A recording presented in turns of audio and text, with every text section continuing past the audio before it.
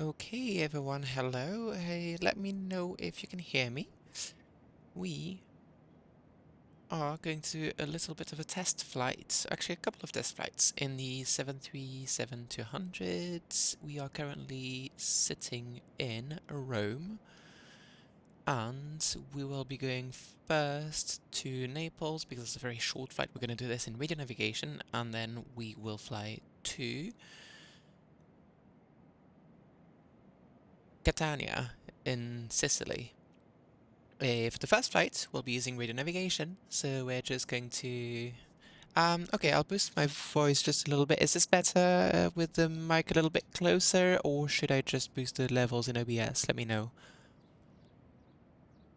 Sim audio is going to be quiet for now because we're sitting on the ground. There's nothing turned on in the plane, so that'll probably take a wee while. We'll adjust as needed as we go. Actually, while we do this, I'm going to post this.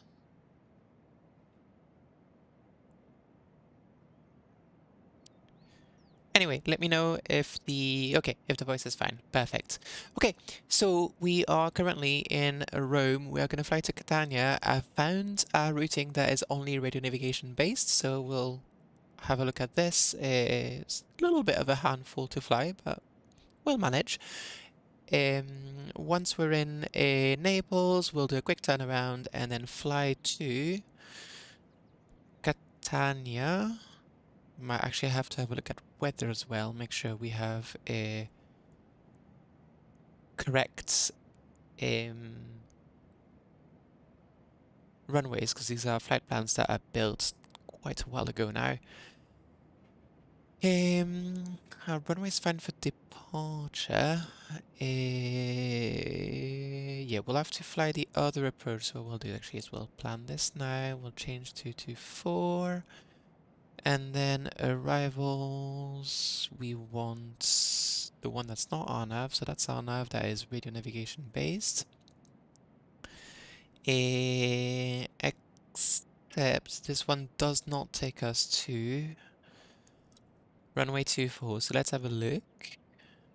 Actually, there are some that will take us, so that is all RNAV. So we are going to have to arrive via Tango Teano, Tango Echo Alpha. Okay, so let's add this to the route for now.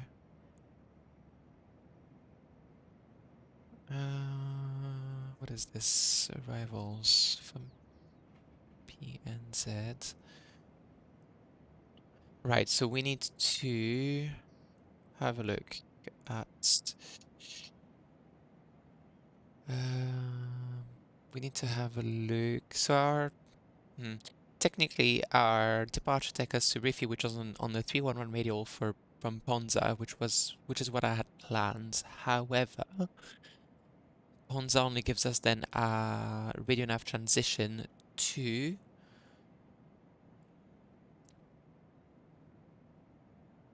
runway 06. We want runway 24, so we're going to have a look at the arrivals. Let's have a look at the charts here. Actually, let's have a look at the departures. Is probably what we want to do.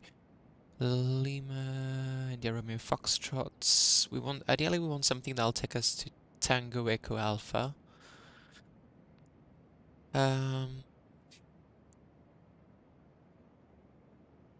The problem is Italian procedure naming is really weird, so it's not exactly easy to deal with. That goes to Frosinone. Apologies for this. Hopefully, more people will filter in as I faff around with procedures. Do we have anything that will do the trick? The answer seems to be no. There is not a lot of radio navigation only procedures left in Europe, so this is making this a little bit harder.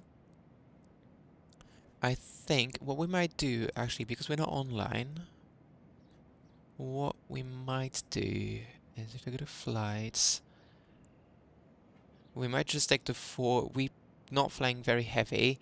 We're gonna take the 4 knot tailwind into runway 06, and it'll be fine. We hope.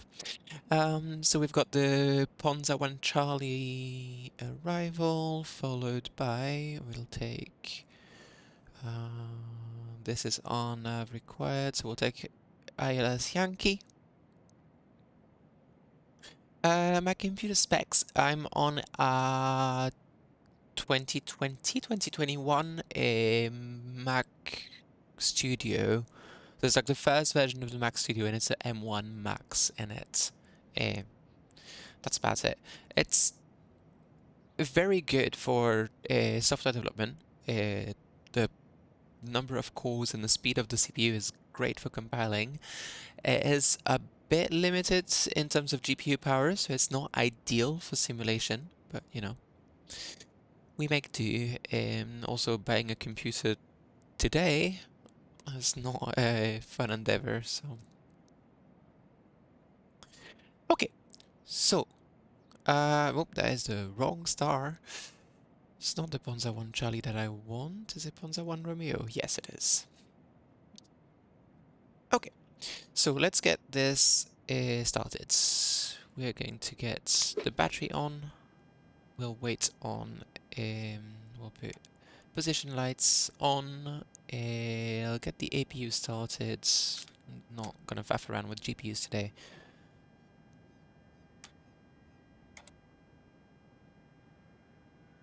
I've got temp rising, that's good. We'll wait till that's started and then we'll set up the aircraft.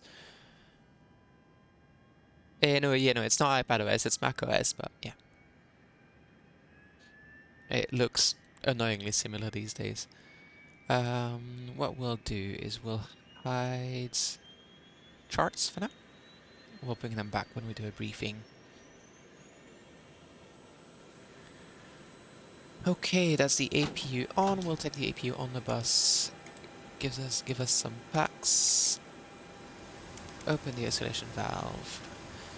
Let me know how the volume is for the simulator. I might reduce it just a tiny bit, just because I realized that the engines are going to be quite loud later. We'll do a quick flow, so we'll do yaw damper on, we'll get our pumps on.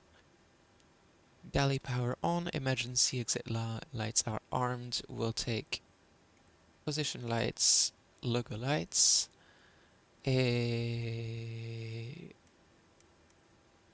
Window heat comes on, electrical pumps will wait. We're fully fueled, so we'll just do this. We're good. I forget what altitude I flew at last time. What does Navigraph tell us in terms of distance in total? We got 30, so we've got about 50, and then that's so good. If we look at the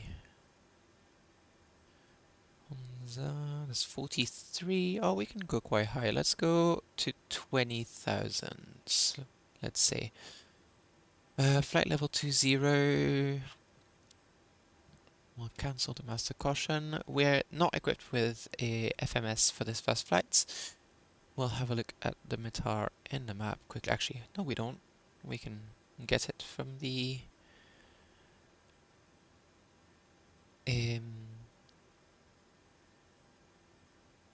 can get it from the radio, can't we? We've got ATIS on 121.850, so we'll set that here.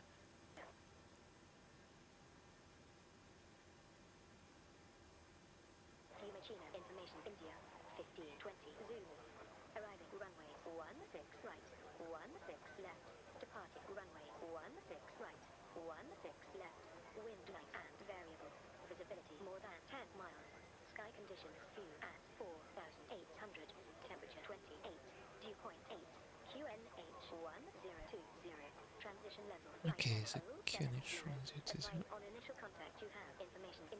So that's information India 1020. I'll listen again for the temperatures, but we'll.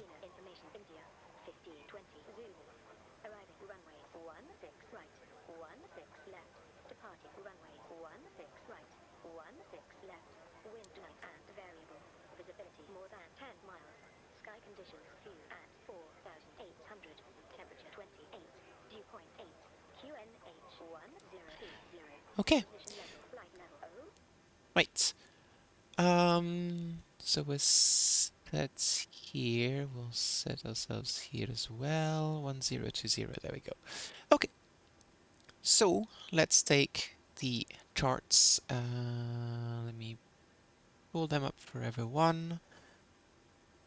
There we go. So we are going to fly runway 34 left departure.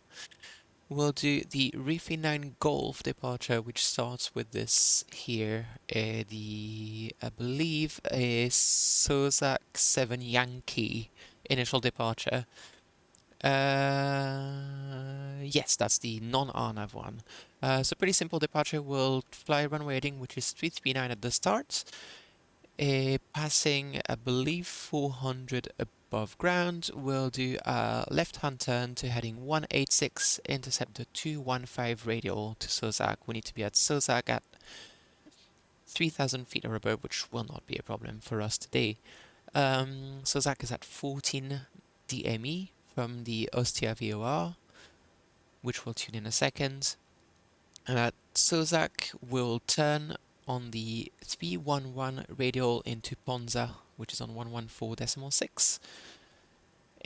What we'll do is we'll fly to Sozak in heading mode, so we don't have to fiddle with radios too much. So what we'll do is we'll tune Ponza, Papa November Zulu, on nav1, and we'll tune Ostia on nav2, and we'll preset a radial 311 into Ponza on the HSI, and we'll use the RMI, just a tail and a needle, to fly the 215 radial out, so we don't have to do some really fast switching of frequencies and radials. So let's set that up, shall we? So we said 114.9er on nav2, 1146 on nav1. So let's set that. 1146 on nav1. I will get the charts out of the way as well so everyone can see. 1146 is on nav1. And we'll have 1149.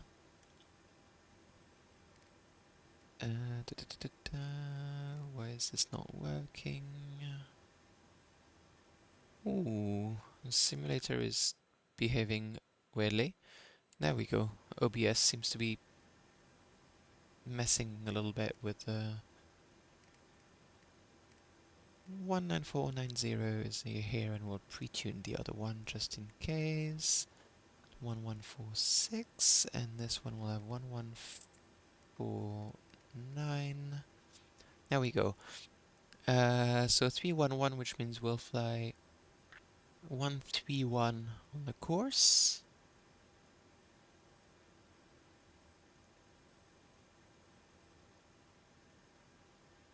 And actually, we'll set in course 2, we'll set the 215 to give us a reminder of what we want to fly outbounds. We'll be flying heading 339 after takeoff, which is our runway heading. And that should be us. We've got plenty of runway in Rome. So we'll do flaps 5 departure. This is the wrong window. V card. There we go. Okay, so yes, the bugs are buggy and not showing the correct speeds, but we'll want to rotate at 132, V2 138. So what we'll do is we'll set V2 plus 10, which is about here.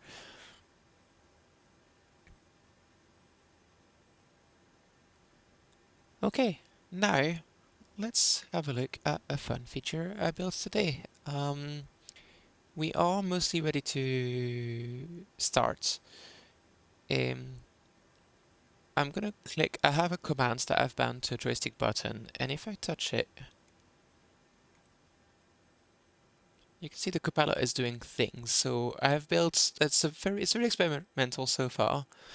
But I've basically built a small automatic first officer that does, for the moment, just flows. If I can get it to do checklists with you, that would be amazing. We'll see. But for the moment, it does flows, and it does them. I've tried to make them as realistic as possible. I've used a document from Boeing that has like the 737-200 flows. I've modernized them a little bit to match what you would have in modern operations, because the flows at the time used a lot of very captain focused things. This is a little bit more task sharing. You have to start it at the very start to tell it we're about to start, and it will do what the first officer would do, which is take the packs offline. We'll see later on, most of the rest it happens automatically based on triggers that the first officer would use in real life. So let's get ourselves a pushback. Ground to cockpit. Please show me where you want to go. So we want to go, I believe, we want to turn this way. If it's the wrong way, it's not the end of the world. We'll make it work. Ground to Okay. cockpit. Tow is driving up. So we're now ready to go. We're going to wait for the tug to connect. And then once that's done, we'll start the engines and get going. We're currently in the radio nav only version of the cockpit, so there's no FMS here. There is, the MFD stays around, but obviously because there's no FMS, you don't get any of the FMS related information. So you can select background on or off, but you won't get any of the background nav aids or airport showing there. You also will not get terrain display because the position that you get is fed from the FMS. So all you get basically is traffic display and weather. The weather radar is off for now because we're at the gates. But that's all you'll get. Basically, it's a replacement of the old weather radar that we had. Winching strap and adapter in position. Release parking brake when ready to start pushback. Okay, so we're going to release the parking brake. We're going to let them put us on the tug.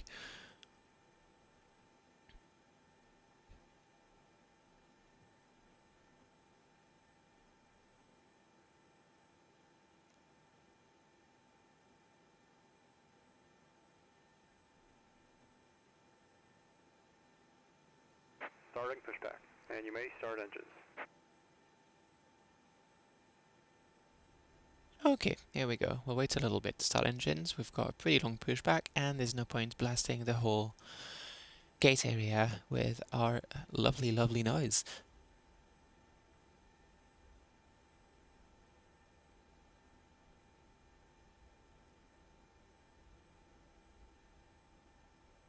So in terms of flows that I was talking about, I'll try to write documentation. Obviously, the automatic first officer will be an option, so you don't have to have it enabled.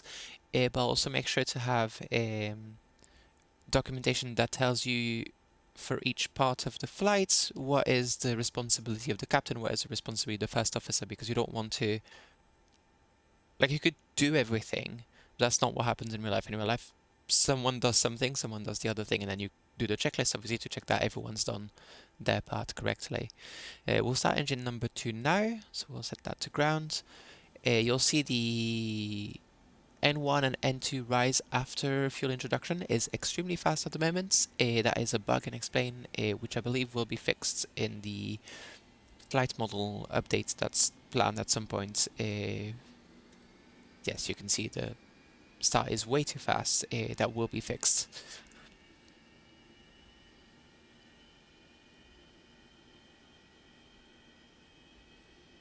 That's number 1 started. Let's start number 2.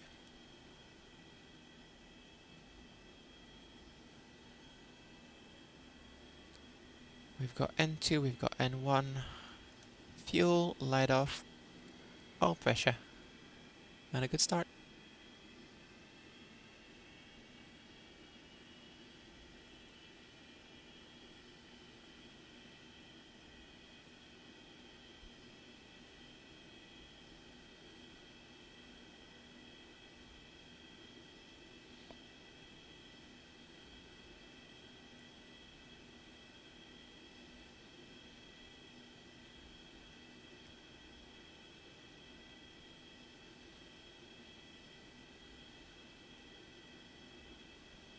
We'll wait till the pushback is done, and then we'll go through our post-start items.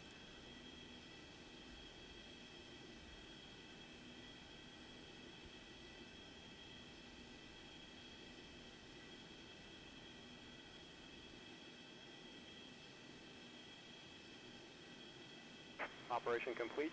Set parking brake. Okay, parking brake is set.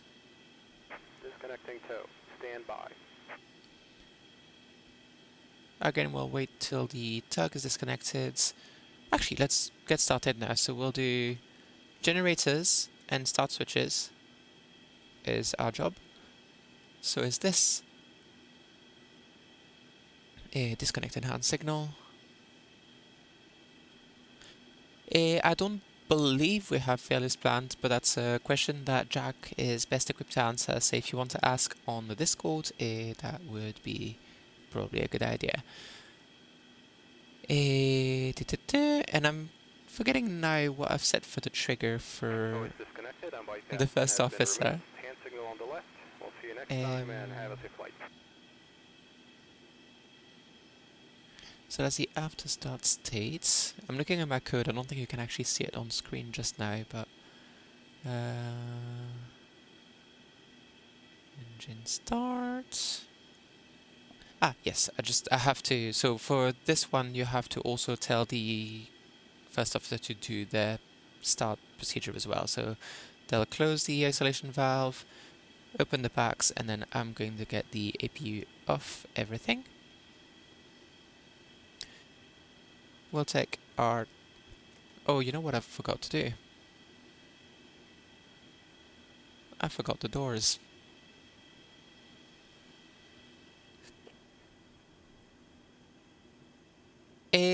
We'll do the... Ronald, we'll do the UNS. So the first flight we're going to do just radio navigation. But we'll do a second flight after this with UNS. For the future, it's in the options here. You can switch. If you click here, you'll get the FMS added to the cockpit. We'll wait till the esters are retracted. I'll get flaps 5, which is what I wanted.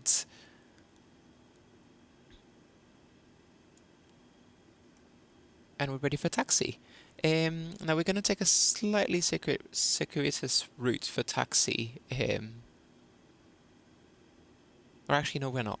We're currently sitting on, I believe, this terminal here. So we're going to take Mike Sierra Hotel, Bravo Tango Hotel, Alpha, all the way to the end of runway 24 left, and then 34 left for takeoff. We're ready to go. So let's get going. So we said we wanted Sierra, which is on our right hand side just now.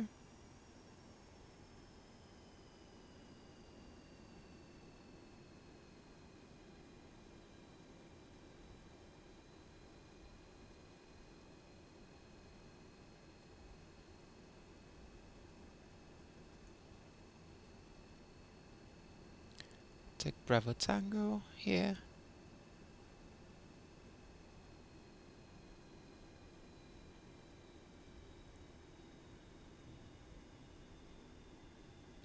So if you look at here, you can see the first officer has actually turned the weather radar on. That's, again, one of the automatic flows that it will do once it sees that you're moving. You're basically taxiing. It'll wait, I think, about 30 seconds, basically making sure you're not blasting the whole parking area with your weather radar. But then it'll turn on the weather radar, preset gain and tilt that's about appropriate for takeoff. And yeah, yeah, it is macOS. I have many opinions about the latest macOS, iOS releases. None of them are very good. That's Alpha on the left here, which is where we want to go.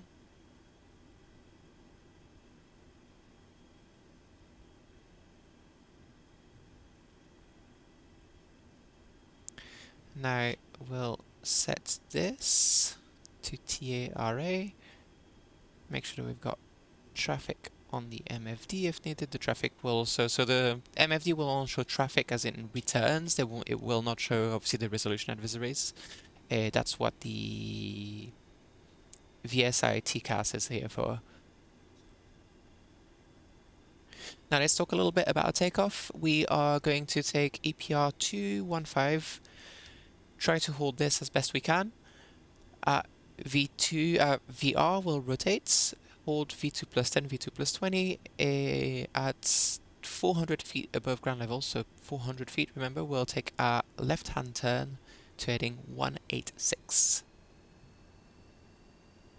Is that correct? Yes, I believe so. Let me check the charts. Yes, heading 186 on takeoff.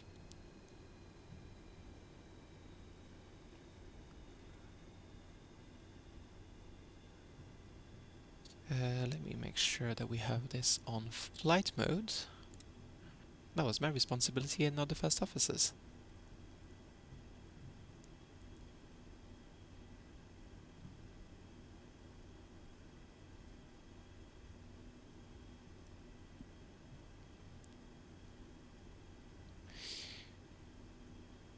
Okay, so before takeoff, we don't have the lights on because we're not on the runway yet, and I am not actually going to touch that myself. Keep an eye on this though.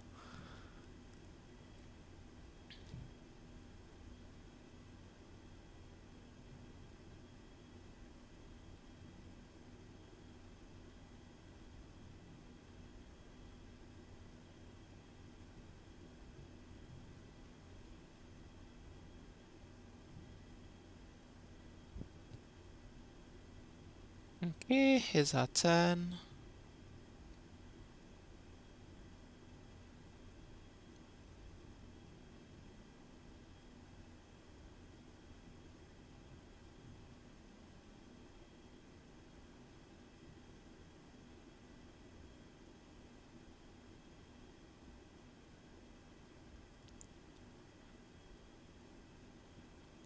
Alright, so as we get closer to the runway,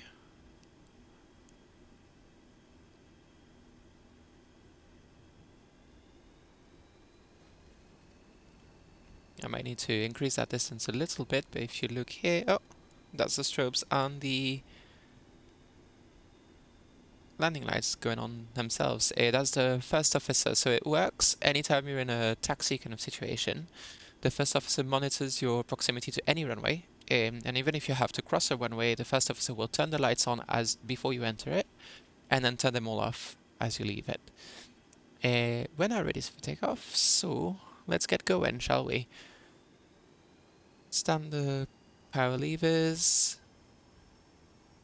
Let the JT8D stabilize, and off we go. Light forward pressure on the column.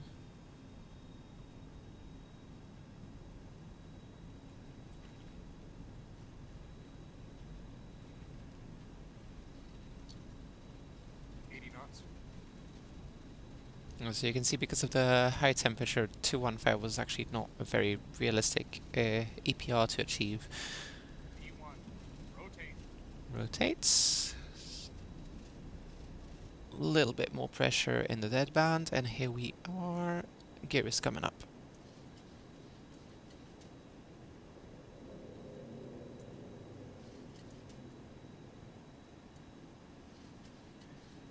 .400 feet.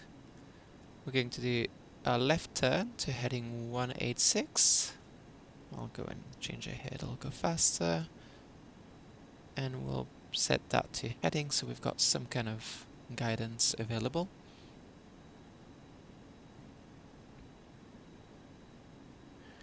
Uh, 1,500 feet above ground level. We'll reduce the thrust now, reduce the pitch as well, start accelerating.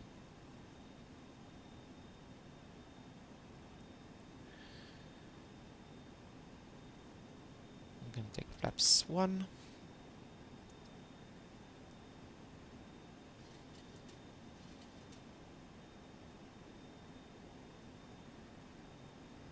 And flap 0. And because I'm on my own, I'm going to turn the Actually, no, that's... There we go. So we're on the autopilot. We've switched this down, so that's heading select now. And the first officer has detected we're in the acceleration phase, so it's switched the engine start switches to off, turned off the outboard landing lights, set the gear to off. So we're going to pull the tail of that needle here all the way to 215, and just before it gets there we'll start flying heading to 15 as well. That's so we fly the 215 radial out of Ostia VOR. I'll start turning now. So 205 maybe.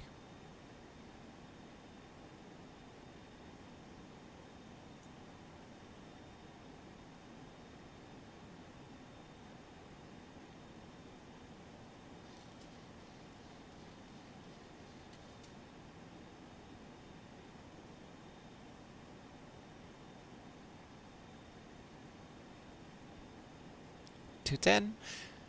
There we go. So we're on our way. So we'll be well past our 3000 or above constraints at Sozak.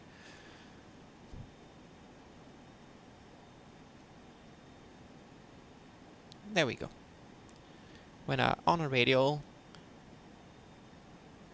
climbing slowly. When this hits 14 miles, we'll give ourselves a nice gentle intercept with the heading onto the 331 radial, sorry, 311 radial into Ponza VOR. And then once that's done, we'll have a little bit of time to actually chat and look at various features.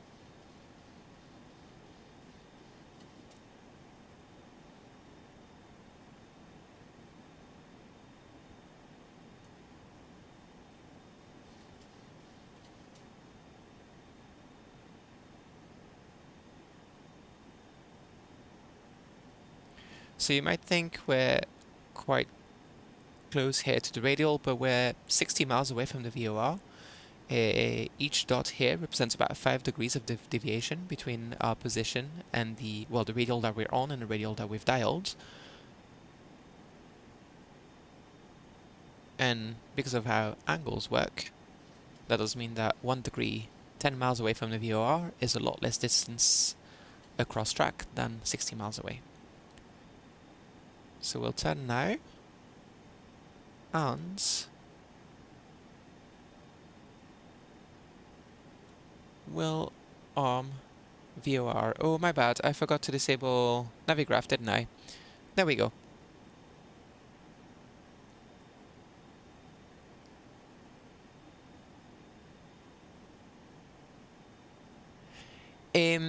The FO, no, at the moment it's just all or nothing.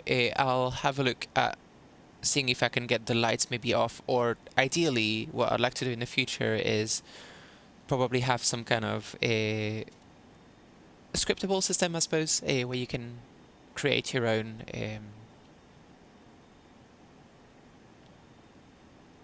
procedures, as it were. Before now, I'm leaving it that way. Also because in a lot of simulator environments, you've got one hand on the yoke, or one hand on the throttles, one hand on the tiller. You don't necessarily have the free hands to go and change the lights. So for now, I'm going to leave it as it is. We'll see in the future. It's more an experiment than anything else at the moment. So it's a little bit of a sloppy intercept on my part, but that's alright. The plane will slowly correct and get us back on the radial. Now you may have noticed there's no IAS mode here anymore. It is still available. We'll have the assisted modes in the options, but by default you get the realistic Sperry, which means that you have to do your own altitude captures and you have to hold speed yourself. So if I want to accelerate, I just push the stick forward a bit and the control wheel steering mode will lower the nose of the aircraft. Oh, hi Josh. So this is still the old VOR logic that you have also. I need to have a look at redoing that. I'm not super happy about redoing it just because the way it is now is more or less what the maintenance manual for the Sperry says it should behave like, which is not great, it turns out. Um, but I do have a way of doing it in mind that should get us nicer intercepts. Okay, so we've got a little bit of time to breathe. When we get to the Ponza VOR, we will we'll start the star actually, which is we'll do a left turn to take the radial 103 out of Ponza.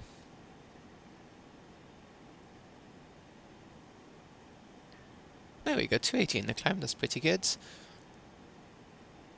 We've got to keep our eye on our altitude. The alerter will tell us when we're 1,000 feet away from a dialed altitude. Make sure we dial the correct barometric pressure here, which is standard 29902 on all three altimeters. We could probably take a higher flight level, but we'll keep it to 200 for now.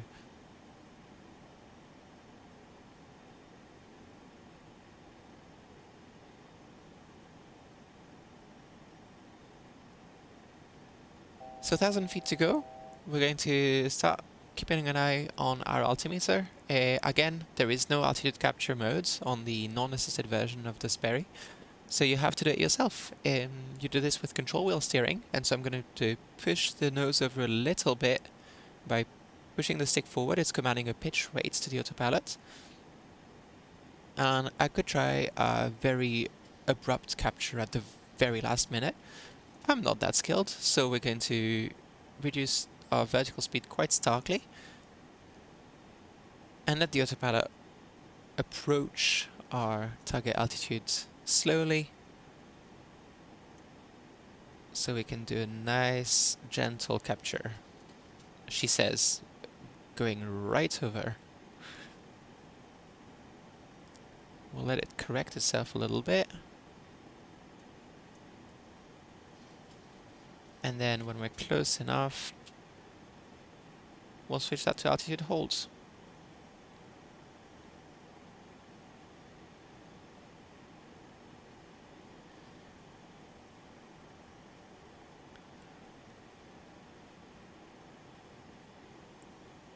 Okay, we're going to switch VOR 2 to the same VOR. We're going to switch the flight director to altitude hold as well. Reduce power a little bit so we're not...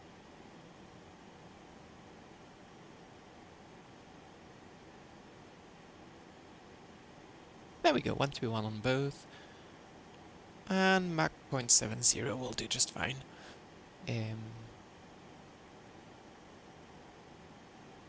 So we can see we're actually quite a bit above our dialed altitude here. We can check, because we've been debugging, the beta team has seen some issues with the altitude hold controller.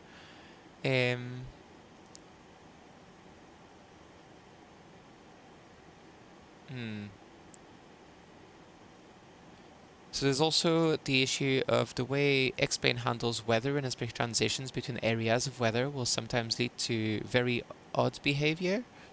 I'm not quite sure if that's what we just saw or if it's just more issues with the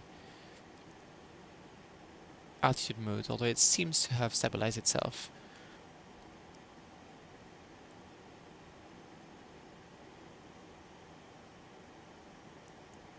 Okay, so we're 18 miles from the VR. We've got a little bit of time.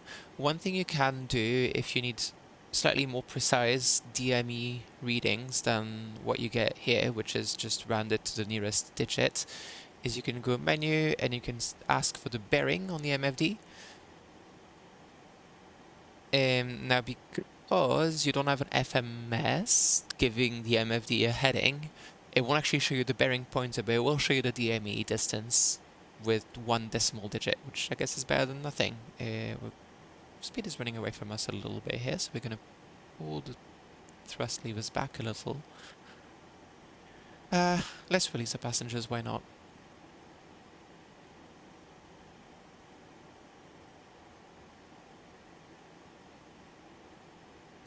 Okay, now, because we've got time, let's plan our descents.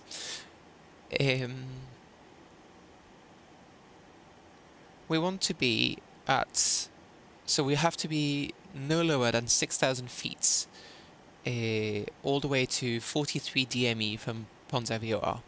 After this, we can descend to 4,000. We want to be around 4,000 at Oleva, which will take us to the ALS. Now, 6,000 feet, we're flying at flight level 200. That's approximately 14,000 feet to drop. If we times that by 3, round it up a little bit, that gives us 45 miles, roughly.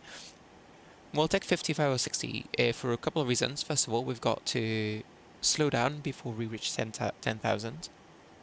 Also because from experience, I found the flight model a little bit slippery in this at the moment, which means that if we do the really basic 1 in 3 rule, we will end up either fast or high, or maybe both. It's not what we want. So we'll start our descent 60 miles from this point. Now, if we think about it, 60 miles, that's a 60 minus 43, that's 17, which means we should have started descending already. So, a couple of things. We need to turn for our star. So we'll switch to heading mode for now because we're flying over the VOR, zone of confusion. Set our radial here, and we'll start descending.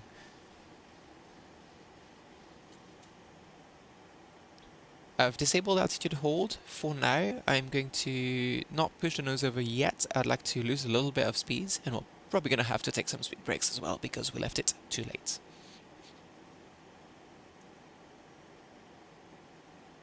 But don't worry about the massive deviation that we're showing here on the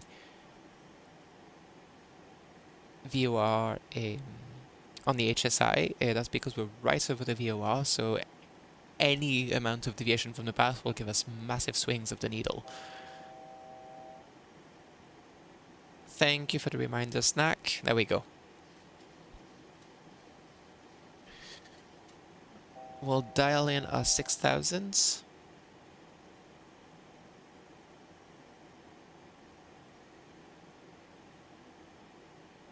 There we go. And we'll get the ATIS for Naples on 135,975. So 135. There we go.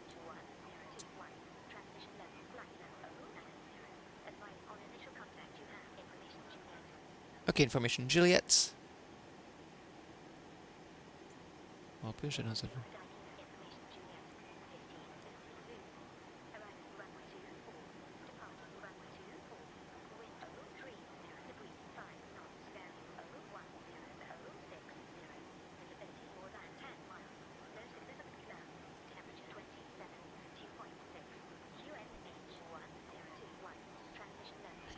UNS-1 1021.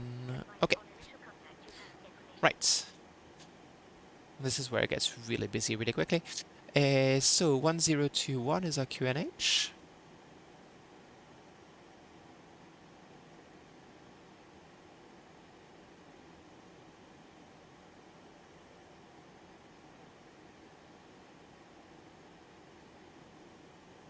Yes, Ronald, we will take another flight after landing. We'll keep on going to Catania using the FMC this time. Now, you might realize that the flight director is not actually necessarily matching what the autopilot does. And that's because there's slightly different logic in the modes between the one and the other. But also just because, unlike in most modern planes, the flight director does not drive the autopilot. They're just fully independent. So you could have this off, you could have this to a fully different mode. It does not matter. We're a little bit right of a radial, so now that we're quite far away, we'll start correcting a little bit. And I'm going to start taking speed brakes because we are going to be quite high. We don't have a terrain display at the moment. Well, because we don't have an FMS. However, we have a weather radar, which will do okay as a terrain display. I might add the option to link the altimeters. Yes, I'll see how we can do this. It's pretty easy, but yeah.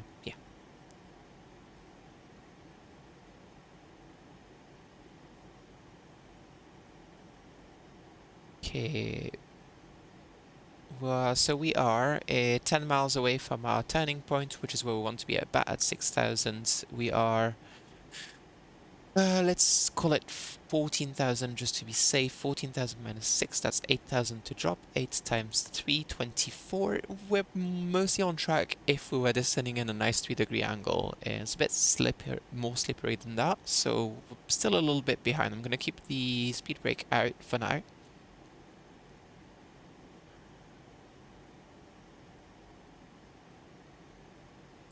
We'll have a look at our V-speed for landing as well. Flaps 30, VRF 131. Okay, I'll set the bugs. Set bugs. There we go. We don't have Navigraph anymore, do we?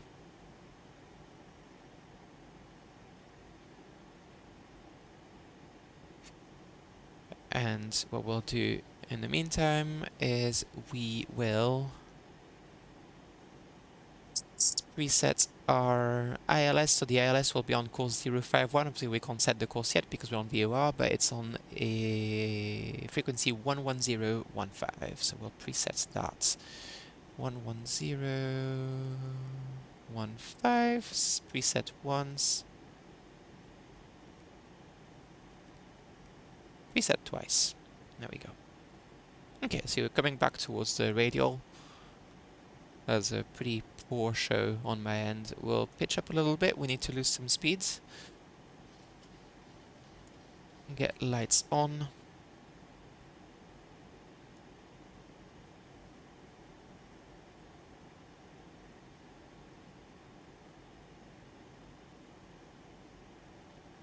So we're 9 miles away. We have a little bit more than 3,000 to drop, so we're a bit high still. What we are going to do is we're going to preset the FO's course and frequency to the ILS, so we have like somewhat of an idea. So you can see we're not assuming that the glide slope signal that we're receiving is correct, which is a big assumption to make. We're more or less okay profile-wise. We'll see whether that pans out or not.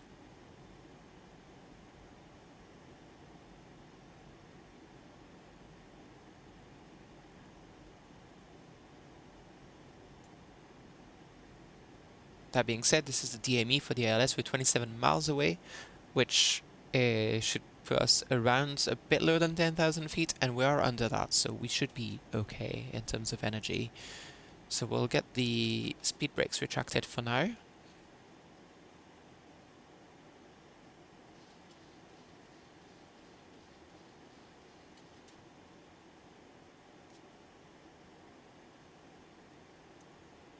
We'll pitch up a bit more still. We've got about 1,000 feet to go. We're about 3 miles away, so that tracks quite well, actually.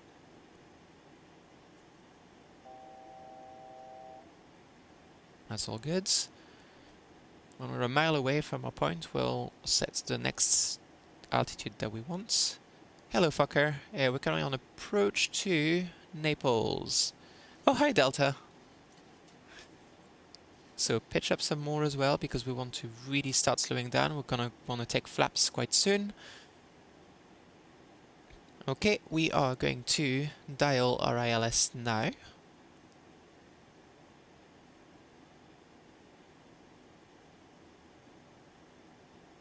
And we'll arm VOR lock. VFE minus 10, we'll take flaps 1. We'll preset our auto brake as well.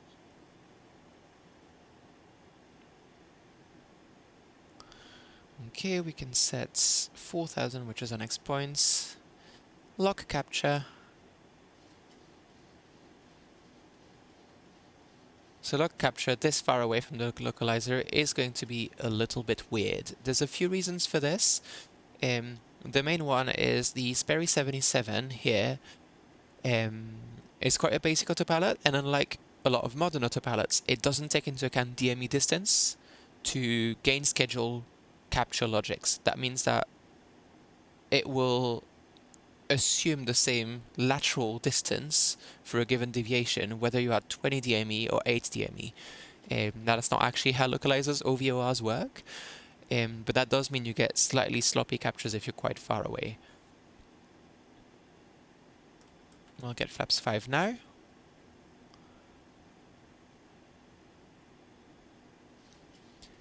And we'll approach capture.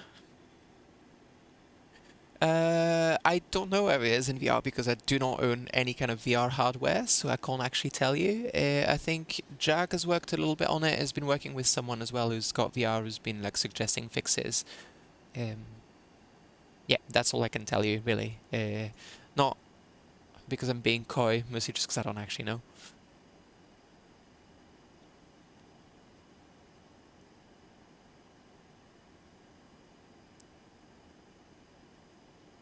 Okay, so we do have a light tailwind according to the ATIS, so we are going to have to be slightly careful. What we'll do is before we capture the glide slope, I'm going to take flaps 10 because that gives us quite a bit of extra drag. It is mostly the same. Actually, I believe that's the exact same. Oh, you have a 15 knots difference in maximum speeds, but we're way below that, and that will allow us to get a bit more drag. There we go, we've got glide slope capture now. Get a bit more drag, not get too fast on the glide slope on the way down to the runway. We're quite far out as well, we're 15 miles away, so we have time to handle whatever comes our way.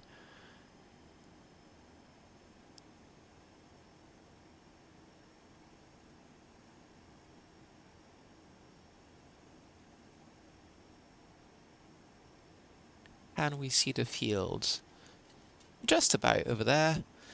This is an offset ILS, so we'll have to do a little squiggle towards the end. Let's have a look at our minima. It's 680.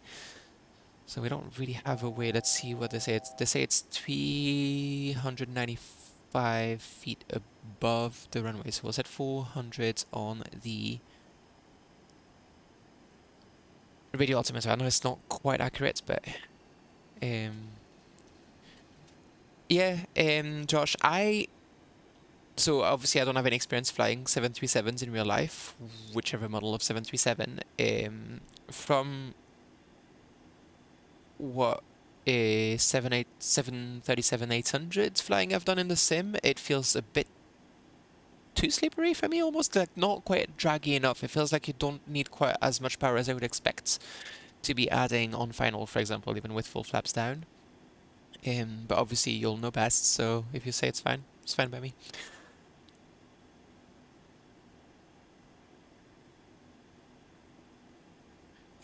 What do we have? Oh yeah, we have, I'll show on the ground actually, we've got the yaw damper testings now actually working. Works the way the real one does as well, by tricking the yaw damper by sending fake signals to it. I was quite proud of myself when I managed to get that to work properly.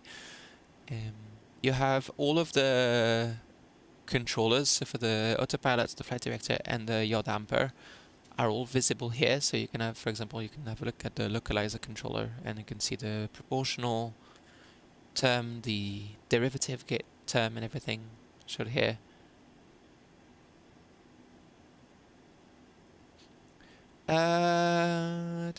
Flight deck Evan, I think there might have been some slight improvements. I'm not sure about the audio side of things, sorry. It sounds good to me, but I'm no expert. So getting a little bit of turbulence here.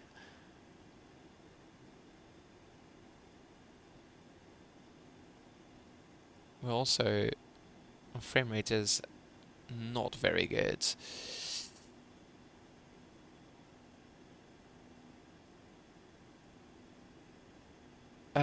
I have no idea about SimBrief profiles. There's a profile on SimBrief for a generic 200. I have no idea how that works to get a specific profile added. That'll be up to Jack, I'm afraid.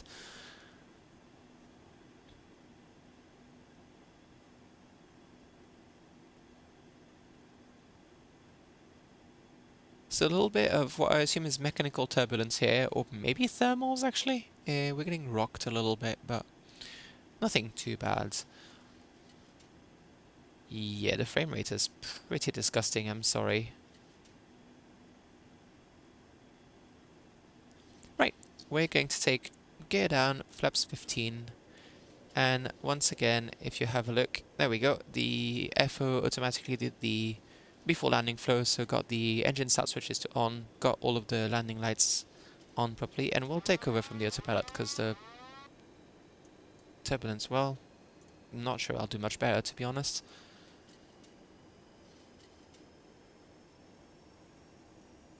Getting a bit low here on profile, I'll be careful. I'm going to take flaps 30, which is aligning flaps today.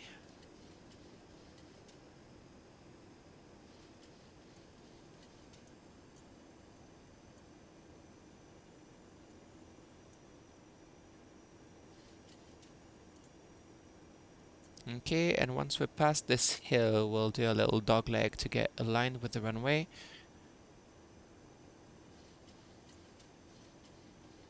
We'll set our speed bug here to 131, which is our VREF.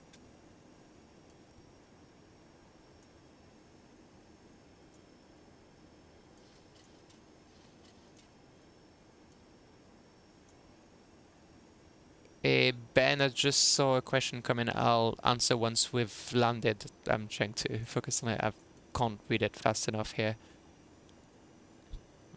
Getting low on the profile. Careful, correcting. There we go, back on the pappies. No, back off the pappies.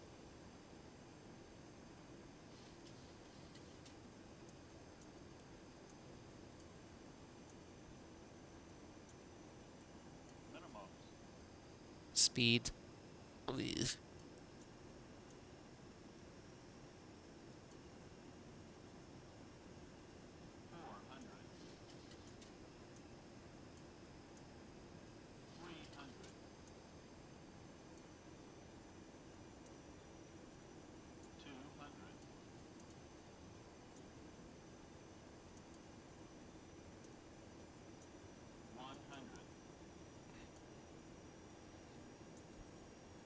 Well, it's going to be a long landing. 20. Idle. Check. Reverse.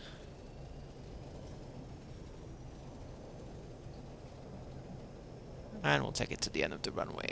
Let's not brake stupidly here.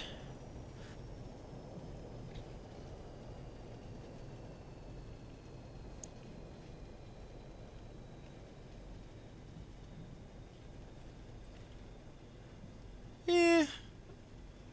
The frame rates could have been better. It would have helped a little bit, I think, but oh well. Okay. So we'll take it off the runway here.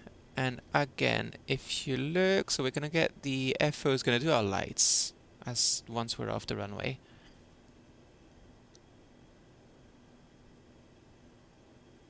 Get the reverse off. Would be a good idea. There we go. That's our lights. And what we're gonna see after is the FO is not doing anything quite yet. the FO's got a pretty lengthy after landing flow, but just like in real life, they are waiting for me to do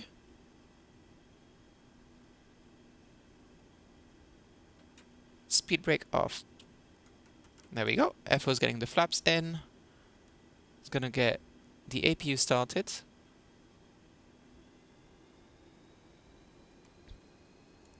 And then the rest of the flow, so probe heats off, start switches off, get the pressurization switch to ground, and cancel the master warning.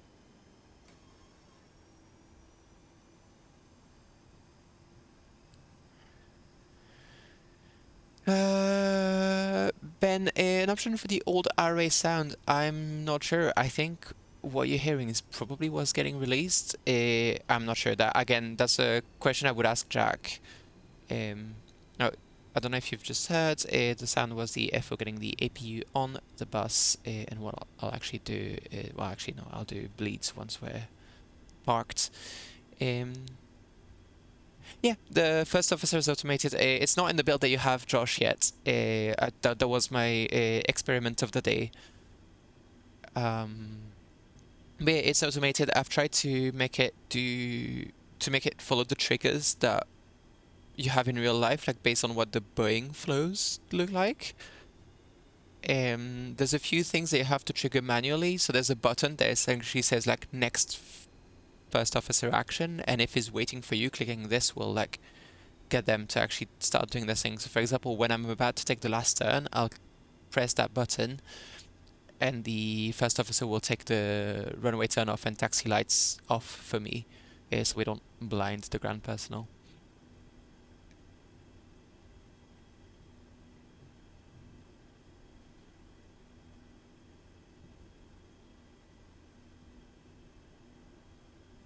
And same like you'll have seen like on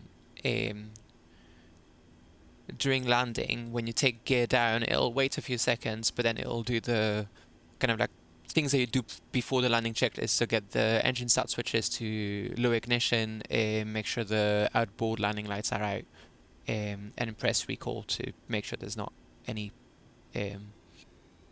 little issues sneaking up on you. Yeah, I guess it's been a very long time since I used FS2 Crew. It's much simplified. I'd quite like, if I have time, I'd quite like to add a checklist mode as well, where you can like, whether you can do a checklist with the FO, so have the FO actually like automatically say check if the item in question is in the correct position or showing the right figure or whatever, but we'll see. It's gonna depend on time, basically. We'll turn here and we'll take one of the gates on the side of the... yeah, it's very much inspired by the work that Sasha did with the Challenger. It's not nearly as fancy as what he did, but you know. Okay, so for example, I'm gonna click here and you can see the first officer took the taxi lights off. I'll try and not absolutely pants this parking job.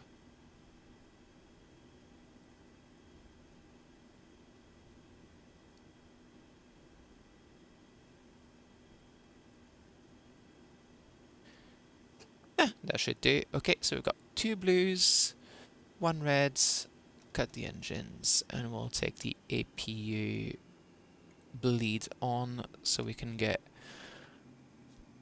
the passengers to not fully die in the Italian heat.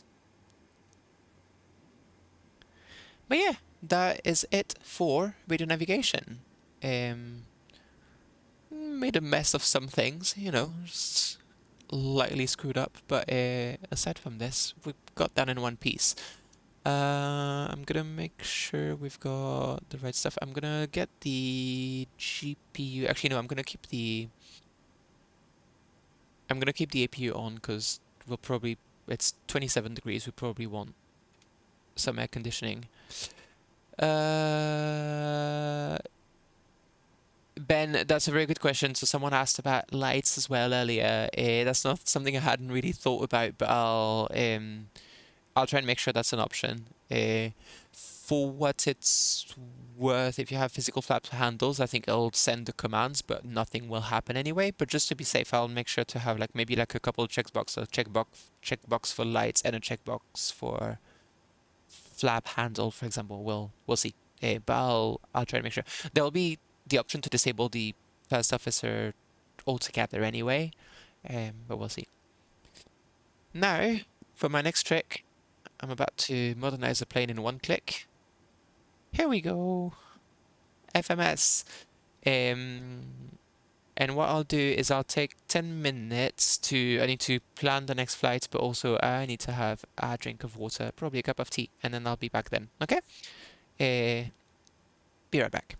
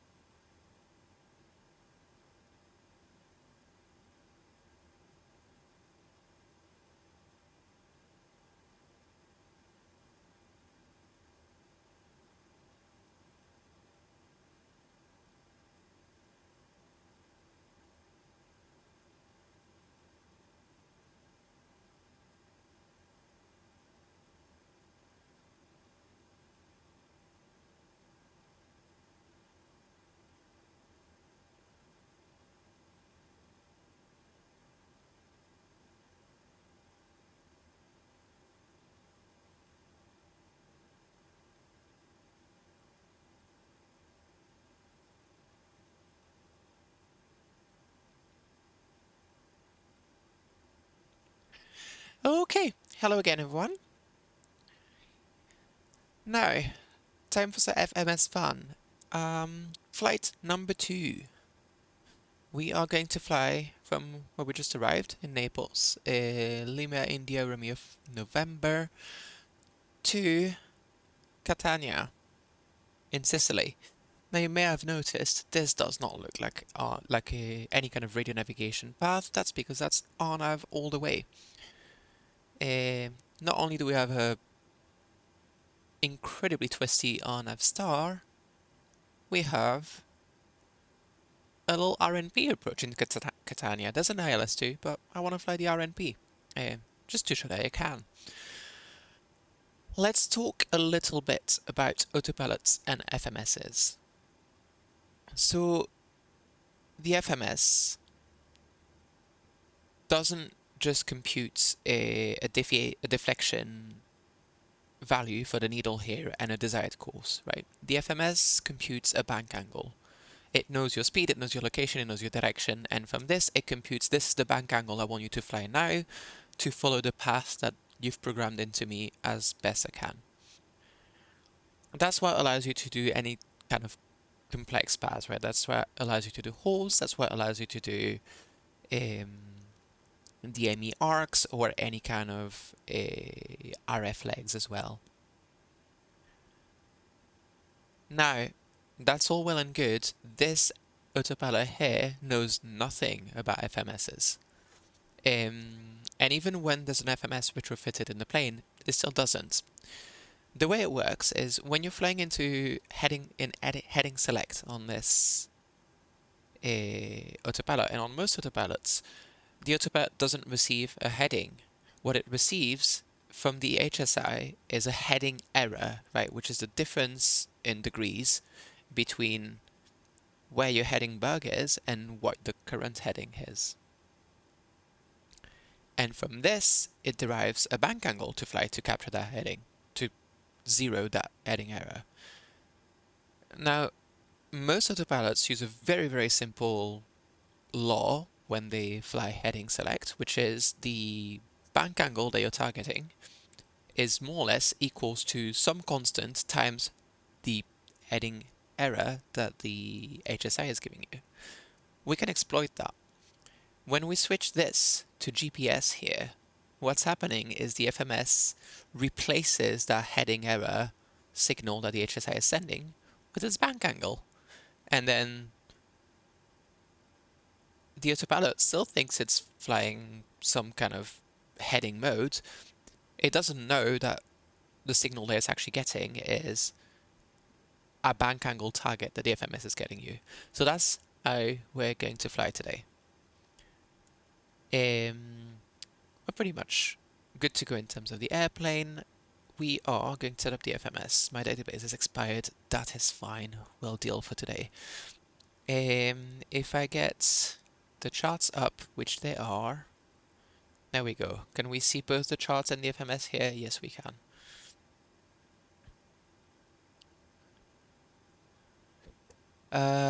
We are going to fly the, I believe it's the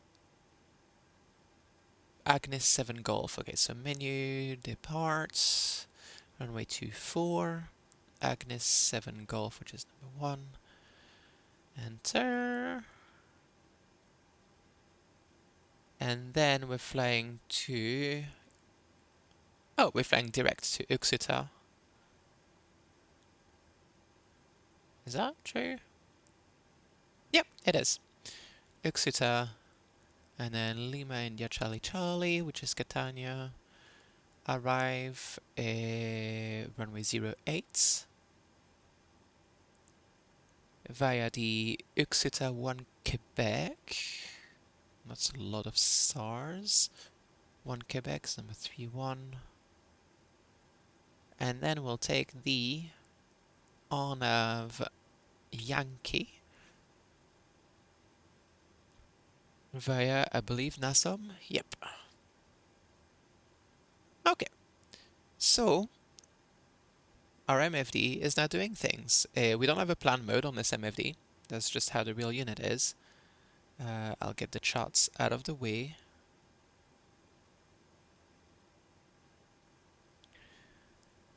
We can get terrain now, however, because we've got an FMS supplying us a nice position. So we don't have a plan mode, but we can see we've got our route in here. We'll get the fuel stuff prepared. We'll just wing it and say we've got 6 tons of fuel at departure. Packs 80. Yeah, we're not far off. 0 and 6 tons. I'm doing a minimal setup here. I should really have an actual OFP with the proper reserves and everything. It'll do. We are going to fly at flight level 200 again. There's a lot of scrolling. There we go. Now, we're going to fly in GPS mode. So we're going to switch both of our HSI to GPS. We talked earlier about the assisted mode in the Sperry. If we go in the settings here and set Sperry 77 assisted, we get a few things. First of all, we get a... There we go. That's better. We've got an indicated airspeeds mode, which will hold whatever indicated airspeed you've got selected on your airspeed indicator. And it will capture altitudes automatically. What it will also do for you is automatically set the HSI course to whatever the current course in the FMS is. It doesn't do that in real life, at least not with this model of HSI. For you know what, we've done a flight in non-assisted mode. We'll do this one in assisted mode. So you can see we've got the deviation fed by the FMS on both sides here. We'll get this here, and that should be us good to go.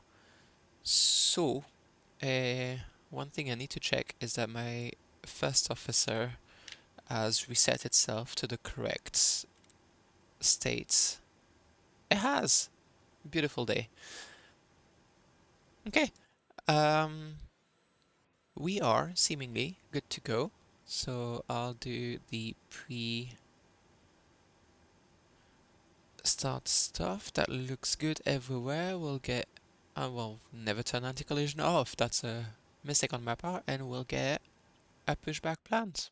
Actually, I don't want to pre-plan. I just want to start pushback. Ground to cockpit. Please show me where you want to go. Well, that looks pretty good. Ground to cockpit. Tow is driving up.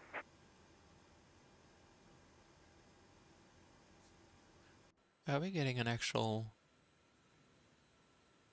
proper tug this time rather than the little electro thing? Because that seems odd to me that the 737 is getting an electro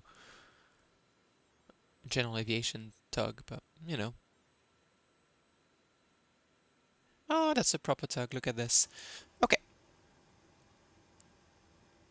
Oh, you wanna? You know what? Let's do a power back. Why not?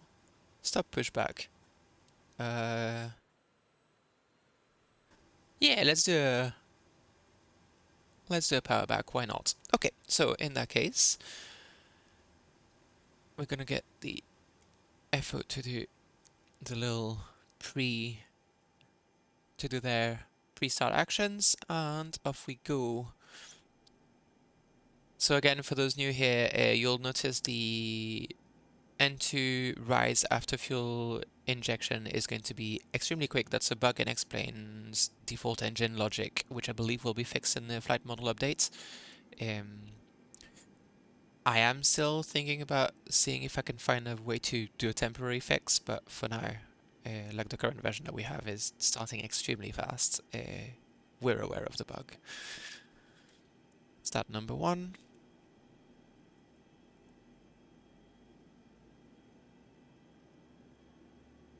We've got N2, we've got N1, we've got oil pressure. Light off. And starter cut out, which is, again, way too fast. So I'm not sure if anyone is actually Josh, you might know. When you do a power back, do you do the after start stuff before you do your power back, or do you do your power back and then do all of your after start stuff? I'm guessing the former, right?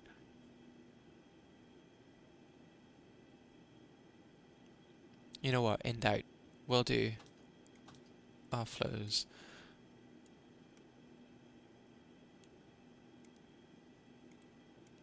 There we go.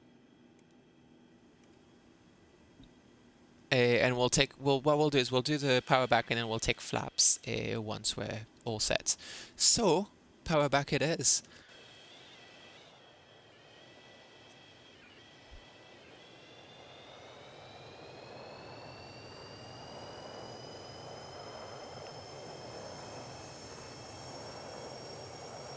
Do after. Oh well. My bad.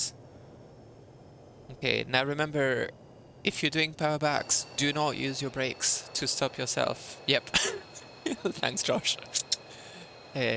Instead, stow the reversers and let idle thrust stop you, or even, no, did it a bit too early. Or just, if you need to add a bit of thrust, that's fine too. Just don't tap the brakes or you will end up on your tail.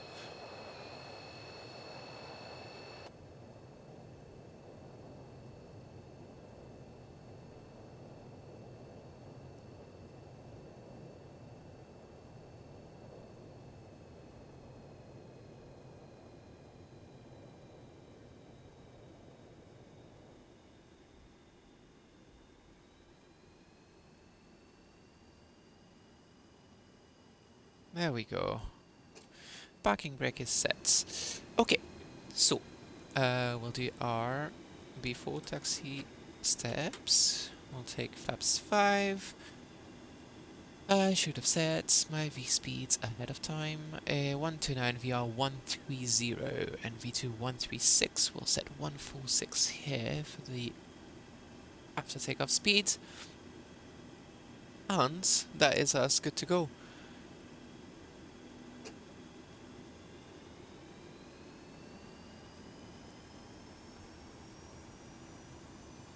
If it wants to move. Ah, yes. I thought I'd released the parking brake, clearly I hadn't. So, while we taxi to runway 24, we've got a little bit of time. We should talk about a few things.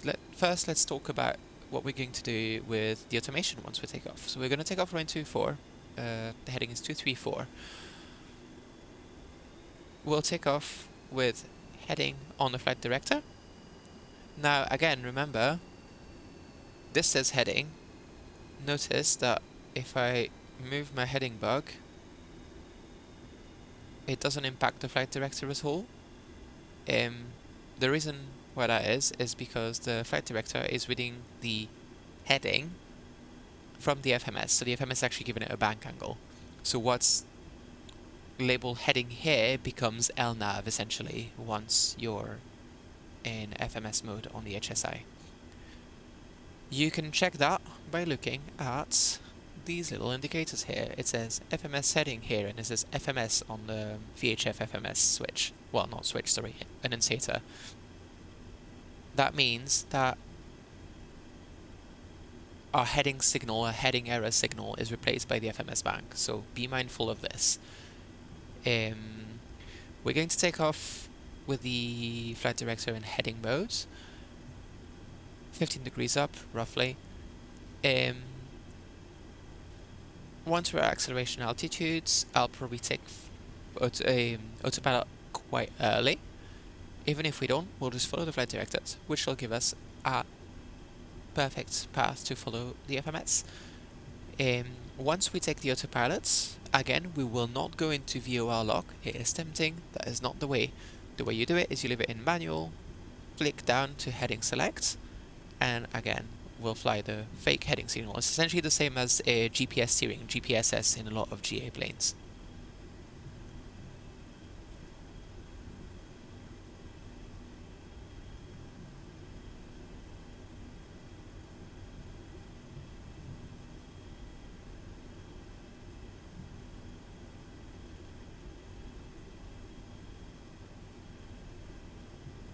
I'll do a quick demonstration once we've taken off also of the indicated airspeed hold mode.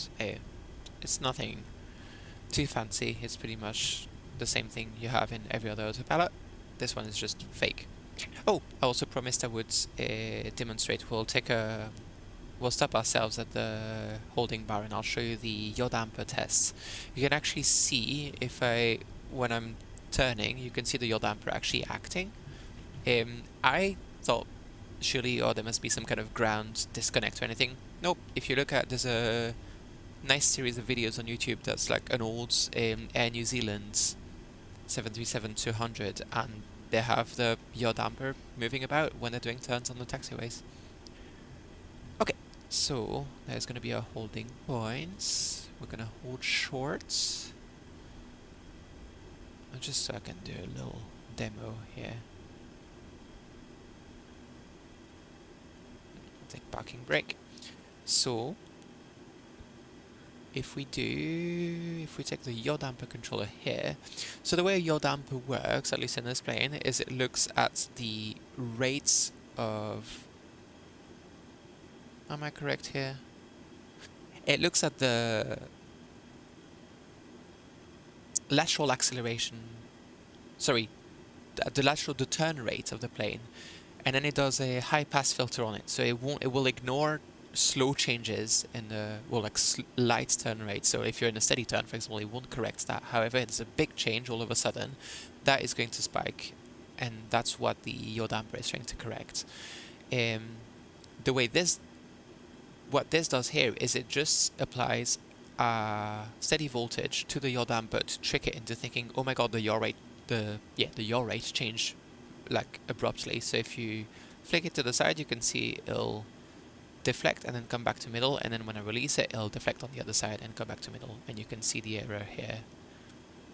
Same on the other sides. There we go. That's just a minute of nerdery. Okay, let's get on with it. If I've said that correctly, yes I have. I will let the first officer do the lights. PIDs are live. This thing is stuffed full of them.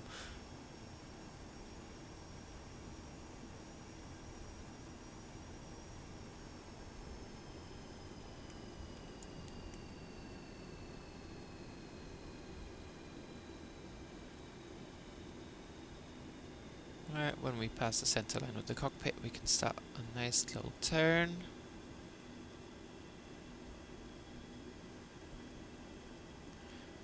Does the V-speed card give us any PR to aim for? Yeah, it says 215. We will not make 215 with the 27 degrees. So let's aim for a reduced power takeoff at 2.0. Okay, I should probably have put on my taxi lights, huh? Right, standard thrust levers. Let them stabilize, man. The frame rate is not doing any better. And here we go. Try to aim for 2.0, slightly above, that's fine. It's going to roll back anyway as the speed increases.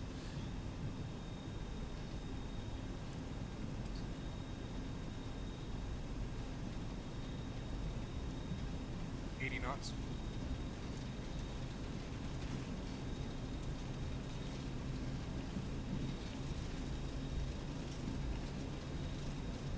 B1, rotation.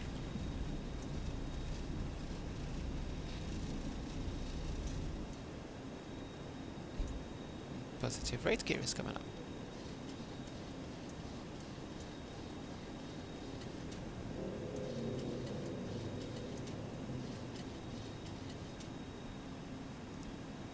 Okay, and you can see in assisted modes the HSI slewed automatically to the new FMS course, and as you can see the flight directors are also giving us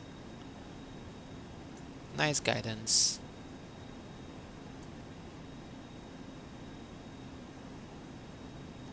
From the FMS.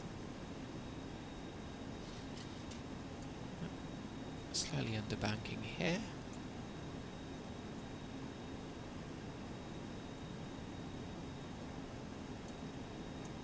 pitch is a bit low, we're getting a bit too much speed. There we go. Once we're on our course here, we'll do the post-takeoff items. So, lower the nose, reduce power.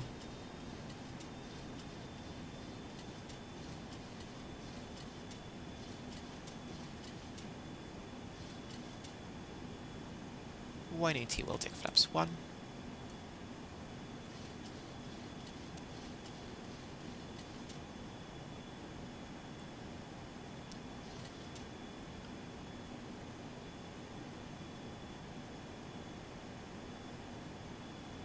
And then 200 flaps 0. And we'll put the autopilot in. And once the flaps are at 0, the airflow is going to wait a little bit, but then if I've not pantsed this up, there we go. Climb items. Perfect. Now we've taken the autopilot, I've left it in the middle position here, that just holds the current heading, so now if we flick it down, there we go, we're now flying the FMS commands. Bit slow, so we can push the nose over a little bit, let it gain some speeds, and we are climbing to a flight level, so we can set standards once, twice, and 3 times. Russell, yeah, I think 215 is just what it says, because that's the standard day max takeoff APR, I think. But yeah, you can probably do your own charts. I'll see if Jack has good charts that we could make simplify simulator charts with. It'd be quite nice to have. Okay, we are on our way. Everything looks good. Cabin is not climbing yet, but differential pressure is, so that's what we want to see. So, actually, you know what? Once we're past Sorrento VOR, I'll do a quick demo of, there's a couple of autopilot modes that we have not looked at yet. I'll do a quick demo of that.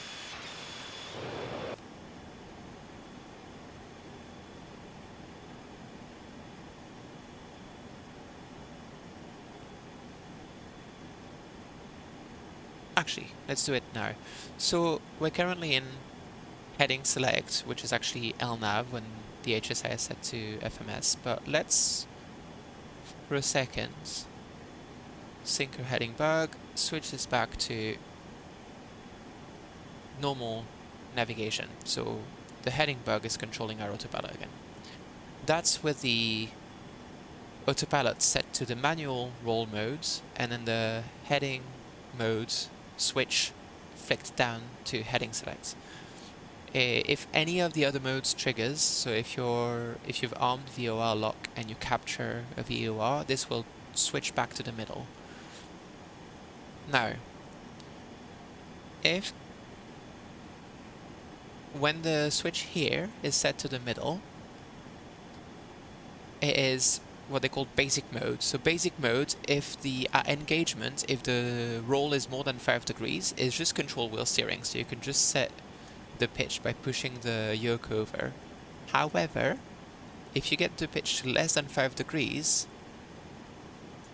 which we almost are,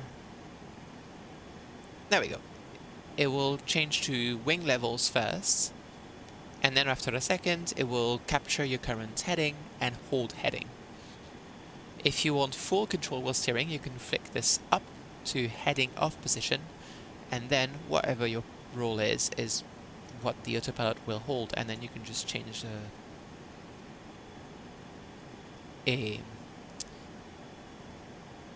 the bank angle by pushing the yoke sideways. There is a small amount of force required to push it over. You can't just give it like a tiny tap, you have to push past a certain threshold, but it's not massive. And again, we'll go back to the down position, which is heading select, or in this case, nav. It's not any weather that I can see, so we'll switch this to terrain display. We'll also use IS hold, why not? Which should push the nose over very slightly. We're not that far away from... Oh, that's good to know. So click and then a little more. Thanks, Josh. Now, we can also have a look at what this little box has in store for us. So there's a couple of things we can do here. So we can do classic Arc with 360. Doesn't change much. It doesn't actually support scrolling through the flight plan, so it's not that useful. It can be useful if you want to have like a nice 360 view of the traffic around you.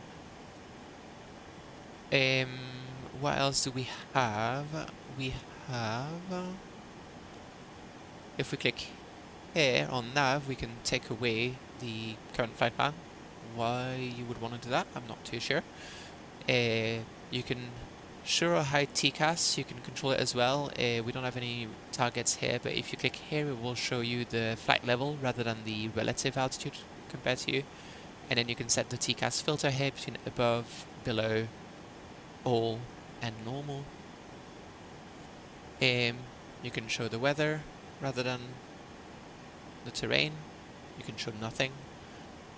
You can test it and have a nice blue, green, white, red display. Why not? There's a couple of things you can do in the menu. You can set background on. That will add the nearby airports and VORs. What you can do as well is go here, and then if you select nav aids, you can change the amount of nav aids displayed from 0 to 10.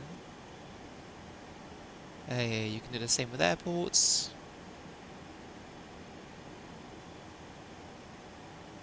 I personally like to have it with some airports, no nav aids. There's only one FMS, so you can select the FMS or you can select the FMS, and that's it. You can select VOR 1 or 2 bearing. When you select a bearing, it will show here in yellow if the current, there's nothing being received by the current navigation channel. If we pick, for example, Sorrento, there we go, we've got a nice bearing pointer. If it's tuned to an ILS, it will still say VOR 1, but it will make the bearing yellow. You will see the DME though, if there is one coupled. And that's about it. It's a pretty basic unit, but it's nice enough for what you need it to do. We're climbing a bit slow, but we'll leave it to 250. It'll give us a bit of time to talk about things before the descents. Now we're flying at RNAV. This is not an LPV approach. This is just RNAV. What is there to talk about? We can go here, and in the second page we can have approach plan. As we can see, GPS is required, the final approach fix, and there's no channel ID because it's not a satellite base augmentation system approach. It's not an SBAS approach.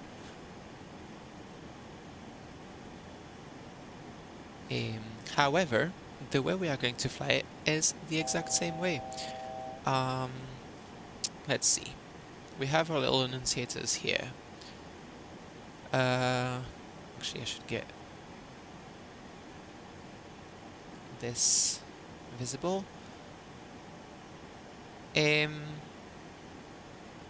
If we had a message, this here, like this here would flash. We have the waypoint alerts. And then we have a cross-track, so if we go here and do selected cross-track, so lateral offsets. So if I do, I'll cancel it quickly because it's a whole pain. You can see it shows here. We'll just cancel it now. Mag or true. Currently we don't have an IRS installed in the plane, so you can get magnetic or magnetic, and that's it. I might try and add an IRS at some point because that will allow true north navigation in northern Canada. Nope, we've had our altitude capture has happened. So that's again a benefit of the assisted mode on the autopilot. Is there anything we've not covered here? Yes. So this here we're going to ignore today because this is only to do with LPV approaches, which we're not doing today. Here, however, we've got an APP approach indicator. Once this is lit, that means that the approach in the FMS is active and it is feeding fake ILS signals to the HSI. It means it's feeding a fake localizer, angular deflection, and a fake glide slope, also angular deflection. Once that is valid, you can go from heading select here to auto approach, and the autopilot doesn't know it's not an actual ILS, it's being tricked, but it will fly the RNAV approach just like an ILS. Yeah, clean wing, this old truck is certified for LPV. If you look at any videos of a Canadian North or Nolinor 737-200s in northern Canada, that's pretty much all they fly, it's LPV approaches. Because a lot of the small fields that they go to do not have ALSs, but they have LPVs, so you fly what you can. But yes, because an LPV is essentially a synthetic ILS, and that's exactly what it sends to the autopilot.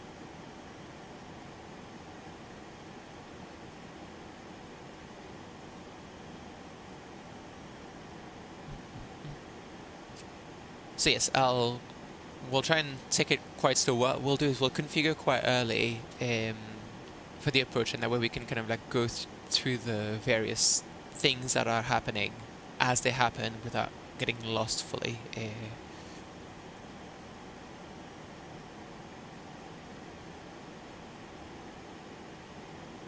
So you can see we've got the waypoints alert and annunciator here. This one here will show FMS when the HSI is set to FMS source, and VHF when it's set to VHF source. And then this one here, FMS heading, will just happen. So as you may have noticed, we're flying in heading select mode, but it's actually flying VNAV, which means if you get vectors from ATC, that's not ideal.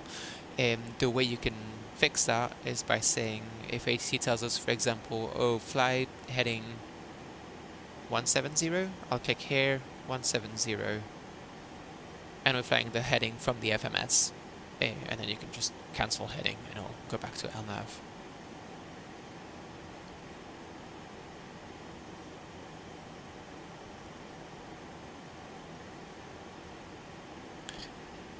What it will not do is obviously fly en route VNAV. Actually, let's have a wee look at our arrival, because it's one of those point merge arrivals, which is a bit of a pain to fly. Well, not a pain to fly, a pain to plan. Because they don't expect you to fly all of this, right? In real life, this is used for sequencing, and as soon as they've got a slot for you to land be, they'll usually probably clear you direct to Urmizy or Yoska, probably, I'm guessing. That means that we probably don't want to plan to be at the highest altitude in the windows here and here, right? Because if we plan for this and then we get a massive direct, we're going to be in for a world of hurt. So what we'll do is we'll set the lowest altitude at Oxuta, so 15,000, and then at Zuka, again, we'll set 6,000. Now that is going to put us on a quite shallow descent, but the idea is to not be way behind on the planning if we get a direct all of a sudden and we're 5,000 feet too high. So we'll fly this, and then we'll fly the RNP Zulu. Pretty standard, we want to be at 3,000 by Charlie Charlie 501, and then just a nice descent. We'll do it exactly that way, so we'll give ourselves a platform, because the glide slope here will not appear until the approach activates on the FMS, which is potentially an issue if we're like way too high, expecting like a nice continuous descent, and we don't have the glide slope. The autopilot won't capture us, so we'll aim to be at 3,000 at CC Charlie Charlie 500, which we'll put in that as well, why not? There we go. Um,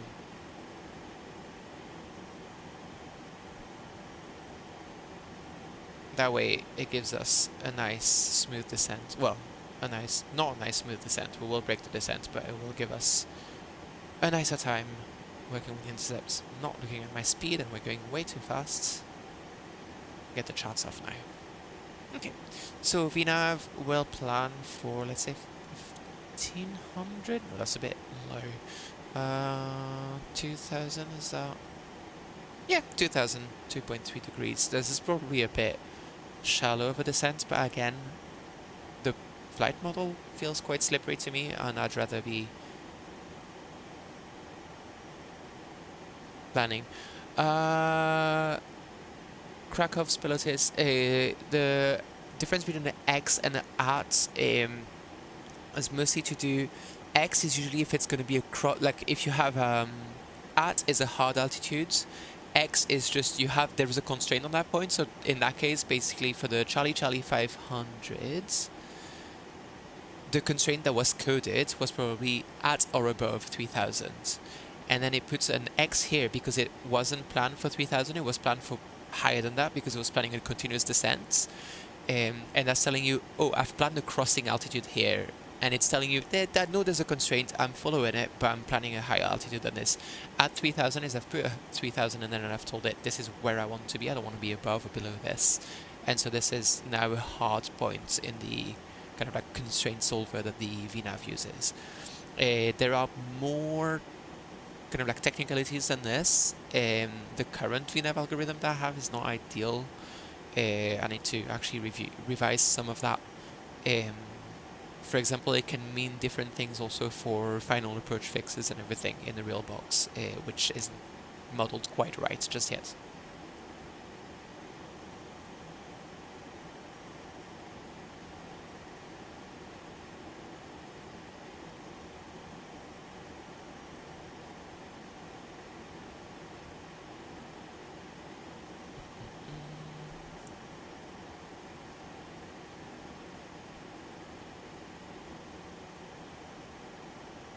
Let's have a look at our performance. We've got about 23 minutes left.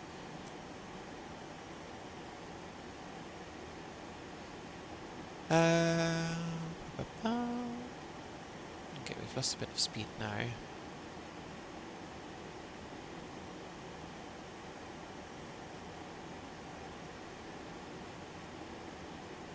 All good.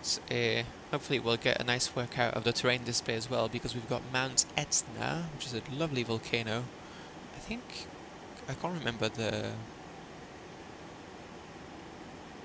heights, but it's quite, you kind of go around it. It's going to be right here for us. You're going to go around it. It's quite an impressive sight having it off your left window the whole time.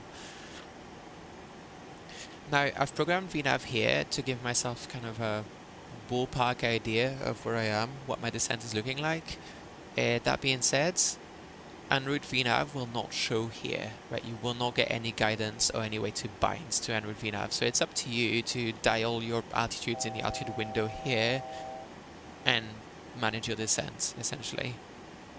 You can use that as a guide. It will give you a vertical deviation on the FMS screen, but you won't get more guidance than that. Modern MCP, no. Well, I'm speaking for myself here. I don't know about Jack, but as far as I'm concerned, no, because for me, the appeal of the 200 is you have this weird old autopilot. A 200 with the modern MCP is basically a 300 with a failed autothrottle, and it becomes less interesting and quirky to me. Like, especially like if you've got the FMS retrofit and everything, you might as well be flying the 800, like fly the Zebo kind of thing. Because if you're flying the 200s, I personally like it to be the weird old 200. What are we doing? Right, we're 4 minutes away. I'm trying to think if there's anything fun that we've not covered. Um, oh yeah, you can do holds for what it's worth. So if we do maneuver, present position holds. Actually, I'm not going to do this now because the holds are going to be massive at that speed and altitude. We'll do a quick hold at, I don't know, when we're somewhere in the star, just as a demo, but it's a hold. Like, it's not much different from doing it in a Q400 or anything. Um, anything else? You have pose before top of descent now in the UNS, which is there for you to use. You can set some of the default stuff here for the UNS as well. For those of you who've not experienced the UNS outside of the Q400 before, you can change the name of the aircraft for this livery. You can tell it to save custom waypoints between boots. You can change the default paths for BNAV. Yeah, that's pretty much it. You can change. That's where you'll change the units for your FMS as well, if you want to use pounds instead of kilograms.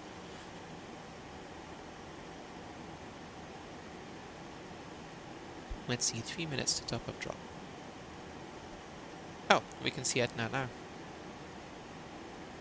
There it is.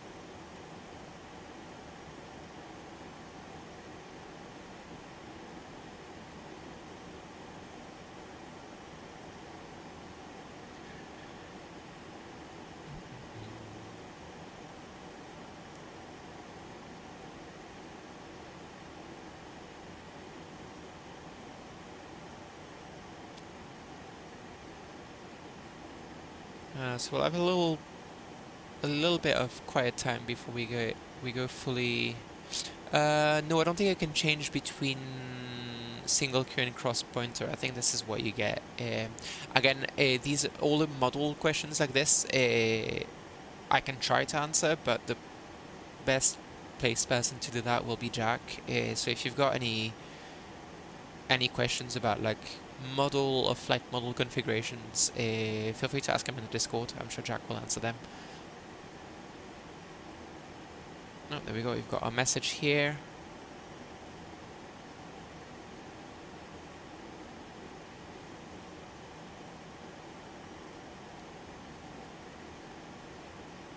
Yeah, no, Ben, I know you I, I know exactly what MCP we're talking about. That's the Sperry 177 rather than the, but because the MCP went with a different autopilot, it's the MCP 177 instead of 77.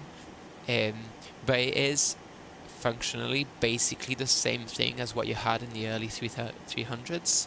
I just find it, like, I personally feel like this is not don't enjoy this kind of like opinion. It's just I personally don't find it as interesting because that's more or less what you have in more modern airplanes. And for me, the appeal of the 200 is you get to fly something that's a bit older, a bit quirkier. You have this weird interface with the FMS as well, and yeah.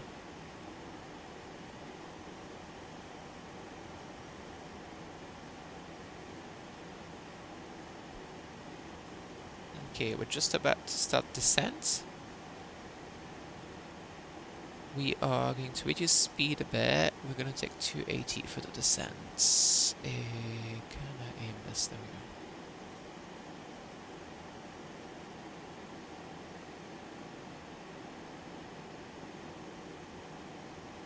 we go. There we go. Here's Sicily. Etna on the left here.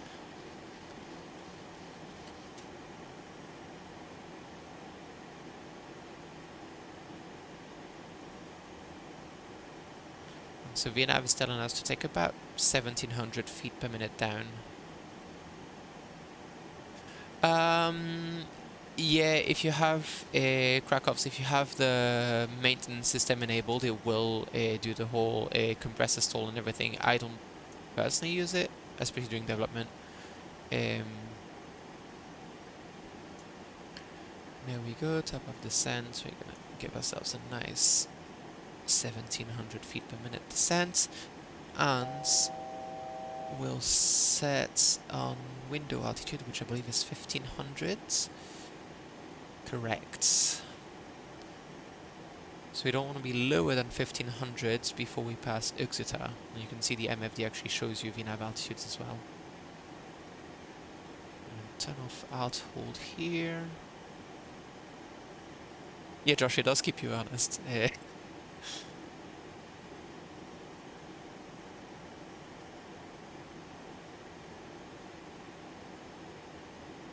little bit of, I don't even want to call that turbulence, but a little bit of sway here at the altitudes. We should probably get the ATIS for Catania on 127657. 127.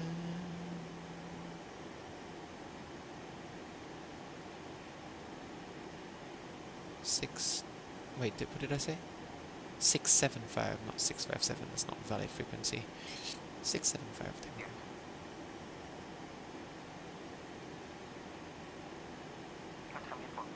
Information Juliet 1720 Zulu. Arriving runway 08. Traffic runway 08. Wind 060 degrees 12 knots. Visibility more than 10 miles. No significant cloud. Temperature 23. Dew point 14. UNH-1 Transition level flight level 080. Advise on initial contact. You have information Okay. Juliet. Information Juliet's was 1019er is our QNH and transition level is 080, so we're still in flight levels for now. No, not Saint Engines, no. I just don't use AI stuff. This is just the default explainatus. It works quite well. I think it used to be a bit finicky in 11, but I feel like in 12 with the new ATC system, it actually gives you like proper like departure runways, it gives you transition levels and everything. It's quite nice. I've not used the well, reduce rate of descent a bit because we're approaching our bugged altitude and we don't want to burst that constraint.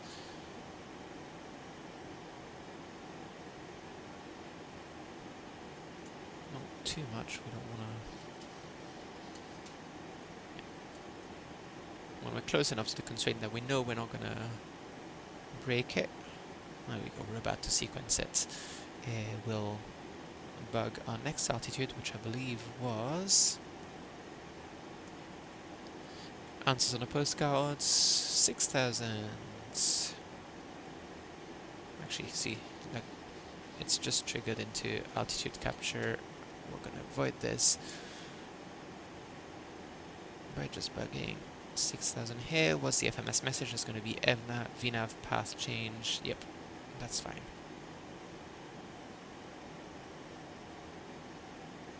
Here's Etna. Nope, you can see we're starting to get some ground returns on the sides. There we go. For our turn, we are going to start slowing down. And what we might do is give ourselves a direct, just like we would get IRL. Mostly because I don't particularly want to fly the whole zigzag if we can avoid it. What we'll do is when we get to Boga, we'll just give ourselves a direct to Omizi. Omiz? I don't know how you pronounce it. 250 is probably where we want to be. Pushing us over, maintain that speed.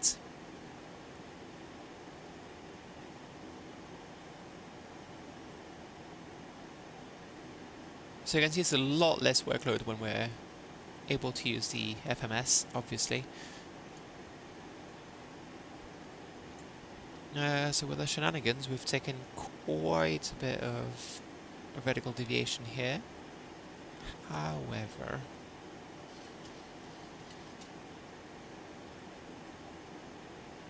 my cam is frozen. Is everything frozen or just the... Oh, so it is. That's interesting.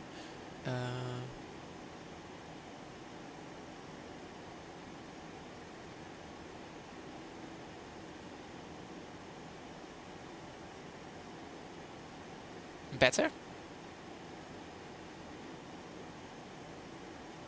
Yeah, OBS on Mac is an experience. Okay. Well, let's start to plan a little bit for our arrival. Let's do a little briefing. It's probably a bit late for a briefing, to be honest, but we're flying the RNP Zulu runway 08 into Catania. Final approach course is 081. We'll confirm that here in the approach plan. 081, we're quite happy with this. The final approach fix is Charlie Charlie 501, which matches what the FMS says. We have a 3-degree glide slope into final. What else is there to say? We're category Charlie, so 540 or 500 above runway for the minimum. We'll bug that here again. Ideally, you would really bug that here, so the bug only goes in hundreds, so 600 it is.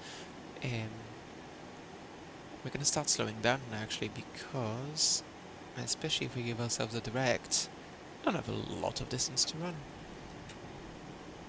Take speed brakes out, shallow the descent a bit.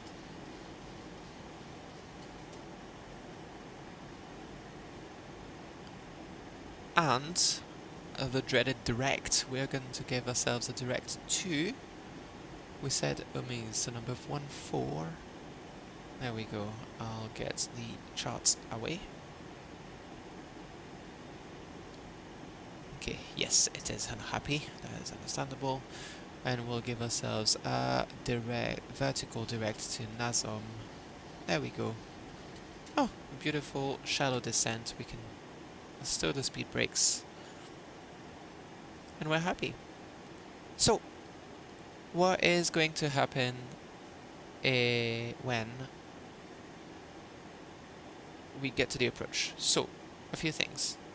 We've got the approach armed here. It is going to activate automatically when we're about 2 miles from the final approach fix. When that happens, we want to verify one thing, is that we've got the approach light coming on here, that we've got a glide slope, we've got a localizer. When that's the case, we'll flick the autopilot to auto approach, and it will capture, it will essentially switch from its fake heading select mode into its auto approach mode and follow what it thinks is a localizer down to the runway. Getting a bit high on our path here, so we're going to push the nose over a bit. We've got seatbelt sign is on. We'll take our lights as well.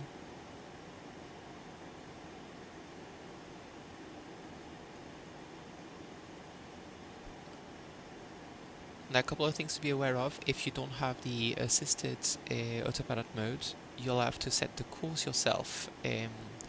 There's one advantage, is that you can preset the HSI course before you turn final, like you would with an ILS, basically.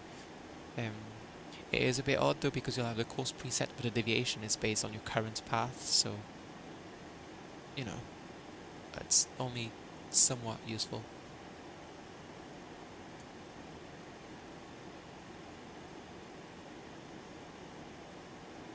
Waypoint alert.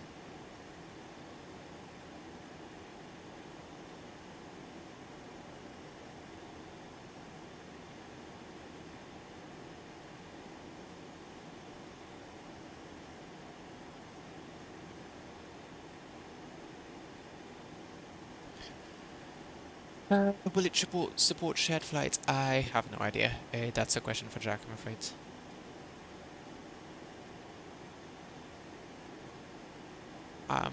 On my end, there's no reason it shouldn't. I say that they might have to add some kind of override for the autopilot, so the autopilots don't fight themselves. I don't know. I don't have shared flight. I've never really used it, so I can't say for sure. Right, we're now a bit high because I've left around and left us eye on profile, so we're going to take some speed brakes.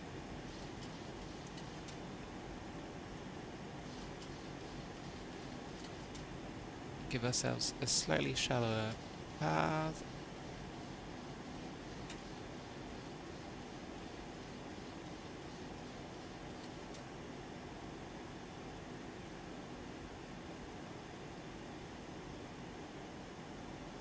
Okay, and we'll try to hold to 120 knots. We still need some speed brakes, actually, we're still quite high on the path.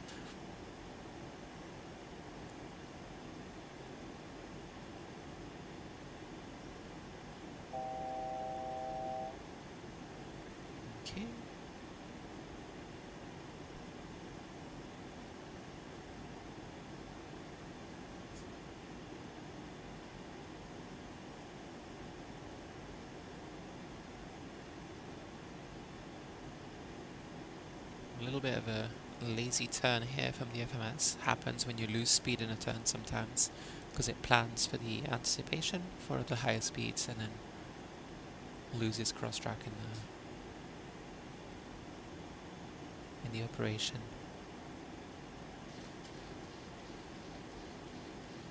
Okay, we're back on profile. We'll take flaps 1 now.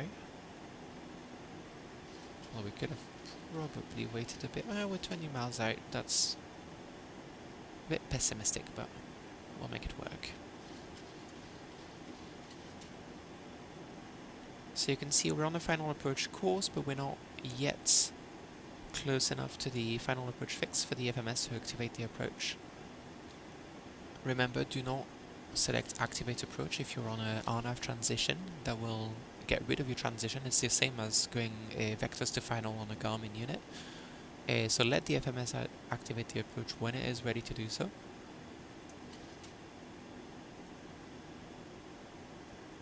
And don't get massively high on profile, like I just did.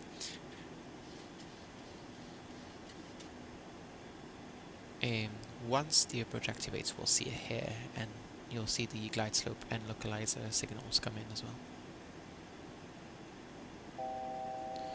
We're going to be a bit high now. So I'll select 3000, which is platform altitudes. Get ourselves down there. You can just about see the Pappies, I believe, in the distance. We've got quite a bit of haze. Flashing waypoints, that'll be a VNav path change.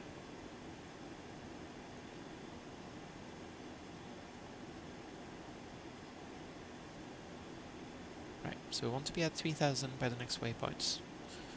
A bit high for this, so we'll get speed brakes out. Again, not exactly a shining example of energy management here, but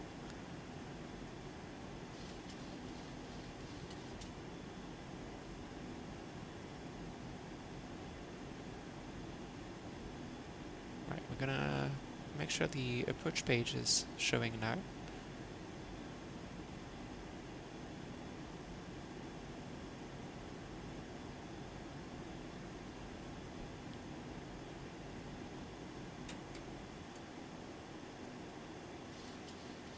We'll take flaps 5 as well. That'll get us more drag, make it easier for us to make sure we're not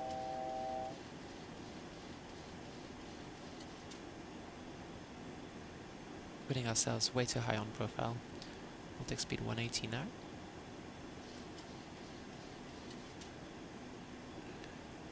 And if you look at the distance here, when we get to 2 miles, we'll start seeing things happen on the approach page, which is what we want to pay attention to.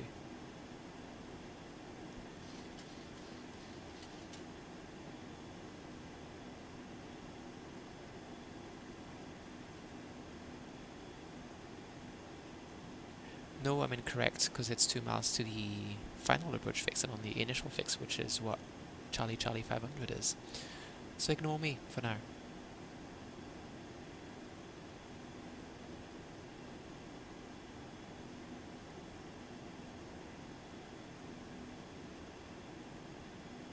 There we go, 2 miles to the final approach fix with a scale change here, an alert that tells us be careful, like you're going to see the needle possibly swing. That's normal, that's just because we have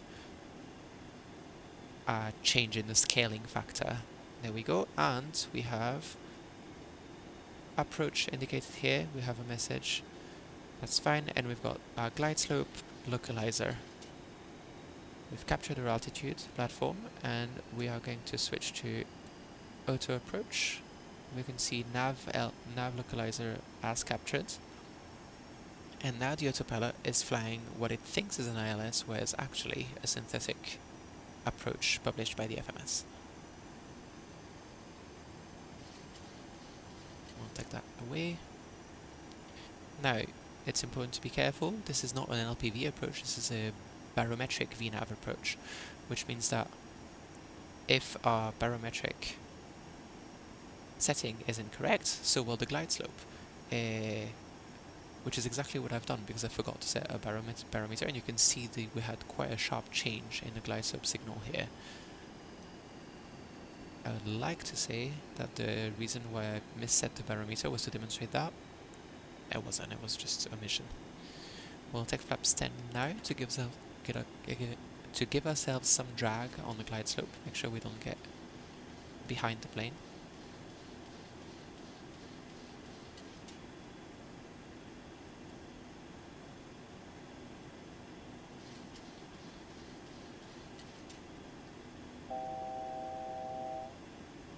That's fine, onto to the left, that's because we've departed the platform on the descent to the runway.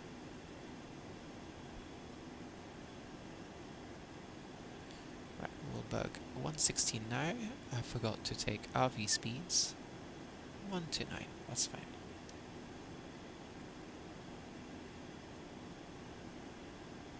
Six miles to the runway, that's good a time as any to take gear and flaps 15. We'll also see the FO do its job. And we're below 160 indicated airspeed. We'll take flaps 30. We can set our flight director to auto approach as well.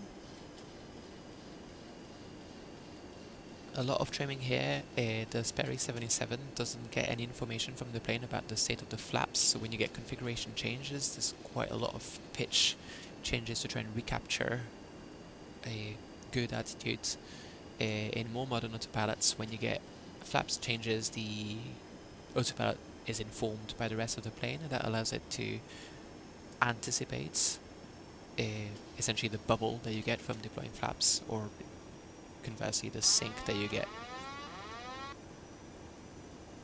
Runways in sight, we're on profile, on speed.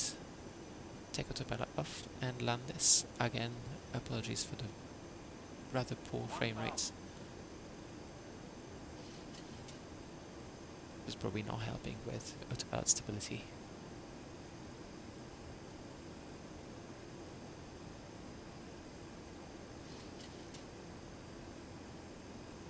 I have a Mac Studio with an M1 Max, which is like, it's very good for programming. Like the compilers run extremely fast on this because it's got a very good CPU, but the GPU is rather old and weak, to be honest. Which is fine for most of what I do in X-Plane, which these days is just flying patterns with terrible settings, just so I can debug the planes I work on. But we're a little bit high on our VNAV profile, so we'll try and correct that. Back on the Pappies, which is quite good. Minimums, runways in sight, we'll continue.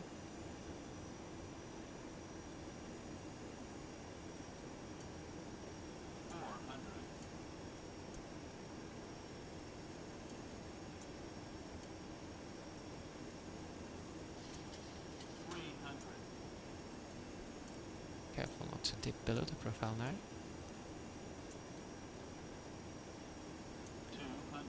It is quite heavy, but this computer is particularly bleh for it.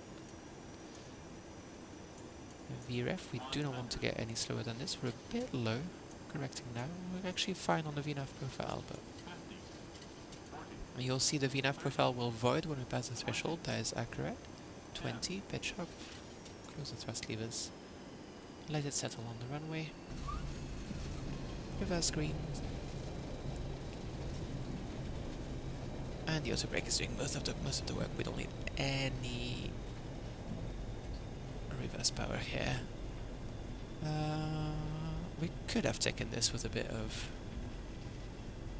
brakes, but we'll take the next exit, let it lose its speed on its own. But yes, that is us for today. We'll get this parked. If you've got any questions, please post them now while we're taxiing to the terminal.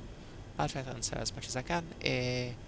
Other than that, if you've got any questions that I cannot answer for any reason, please feel free to post them in the Discord. I'm sure Jack will answer them. Automatic first officer was a bit eager there on the lights. We were still on the runway when we turned them off, so that's something for me to look at. We'll turn onto the taxiway and we'll do our post-landing flows after that. Ah, I still have the reverse deployed, that's not great.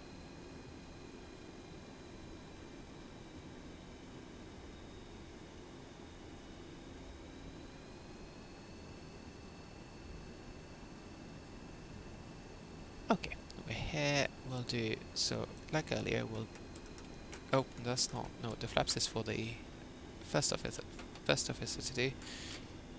We just do the spoilers, and then the first officer does the rests. APU, I'll do.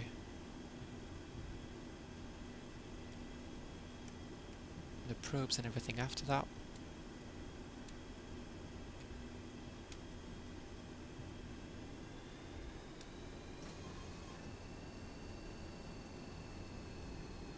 Thanks, Josh. I'm glad it passes the type rating. Quite a few little things to fix still. I still want to try and see if I can get a better VOR algorithm implemented. That would be quite nice. But here we are in Catania. We'll take the FMS off. We don't need it anymore.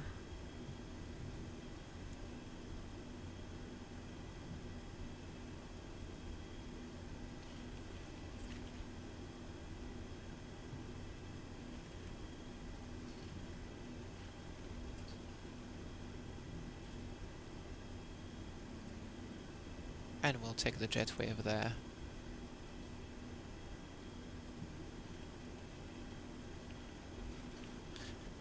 Go, last turn. The airfo's done its thing.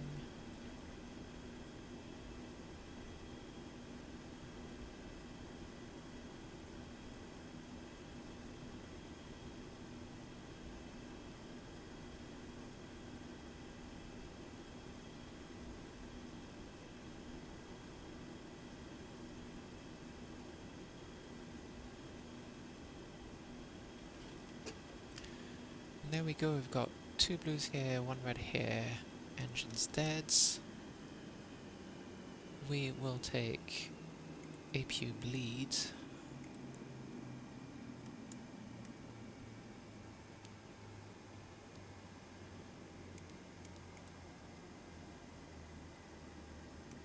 Well, there we go. Well, thank you everyone for watching. Again, if you've got any questions, anything that wasn't answered during the stream, please feel free to ask them to me or Jack on the Discord. One of us will do our best to answer. Yeah, we're in the final stretch. Hopefully we'll have this in your hands as soon as possible. But yeah, thank you very much and goodbye.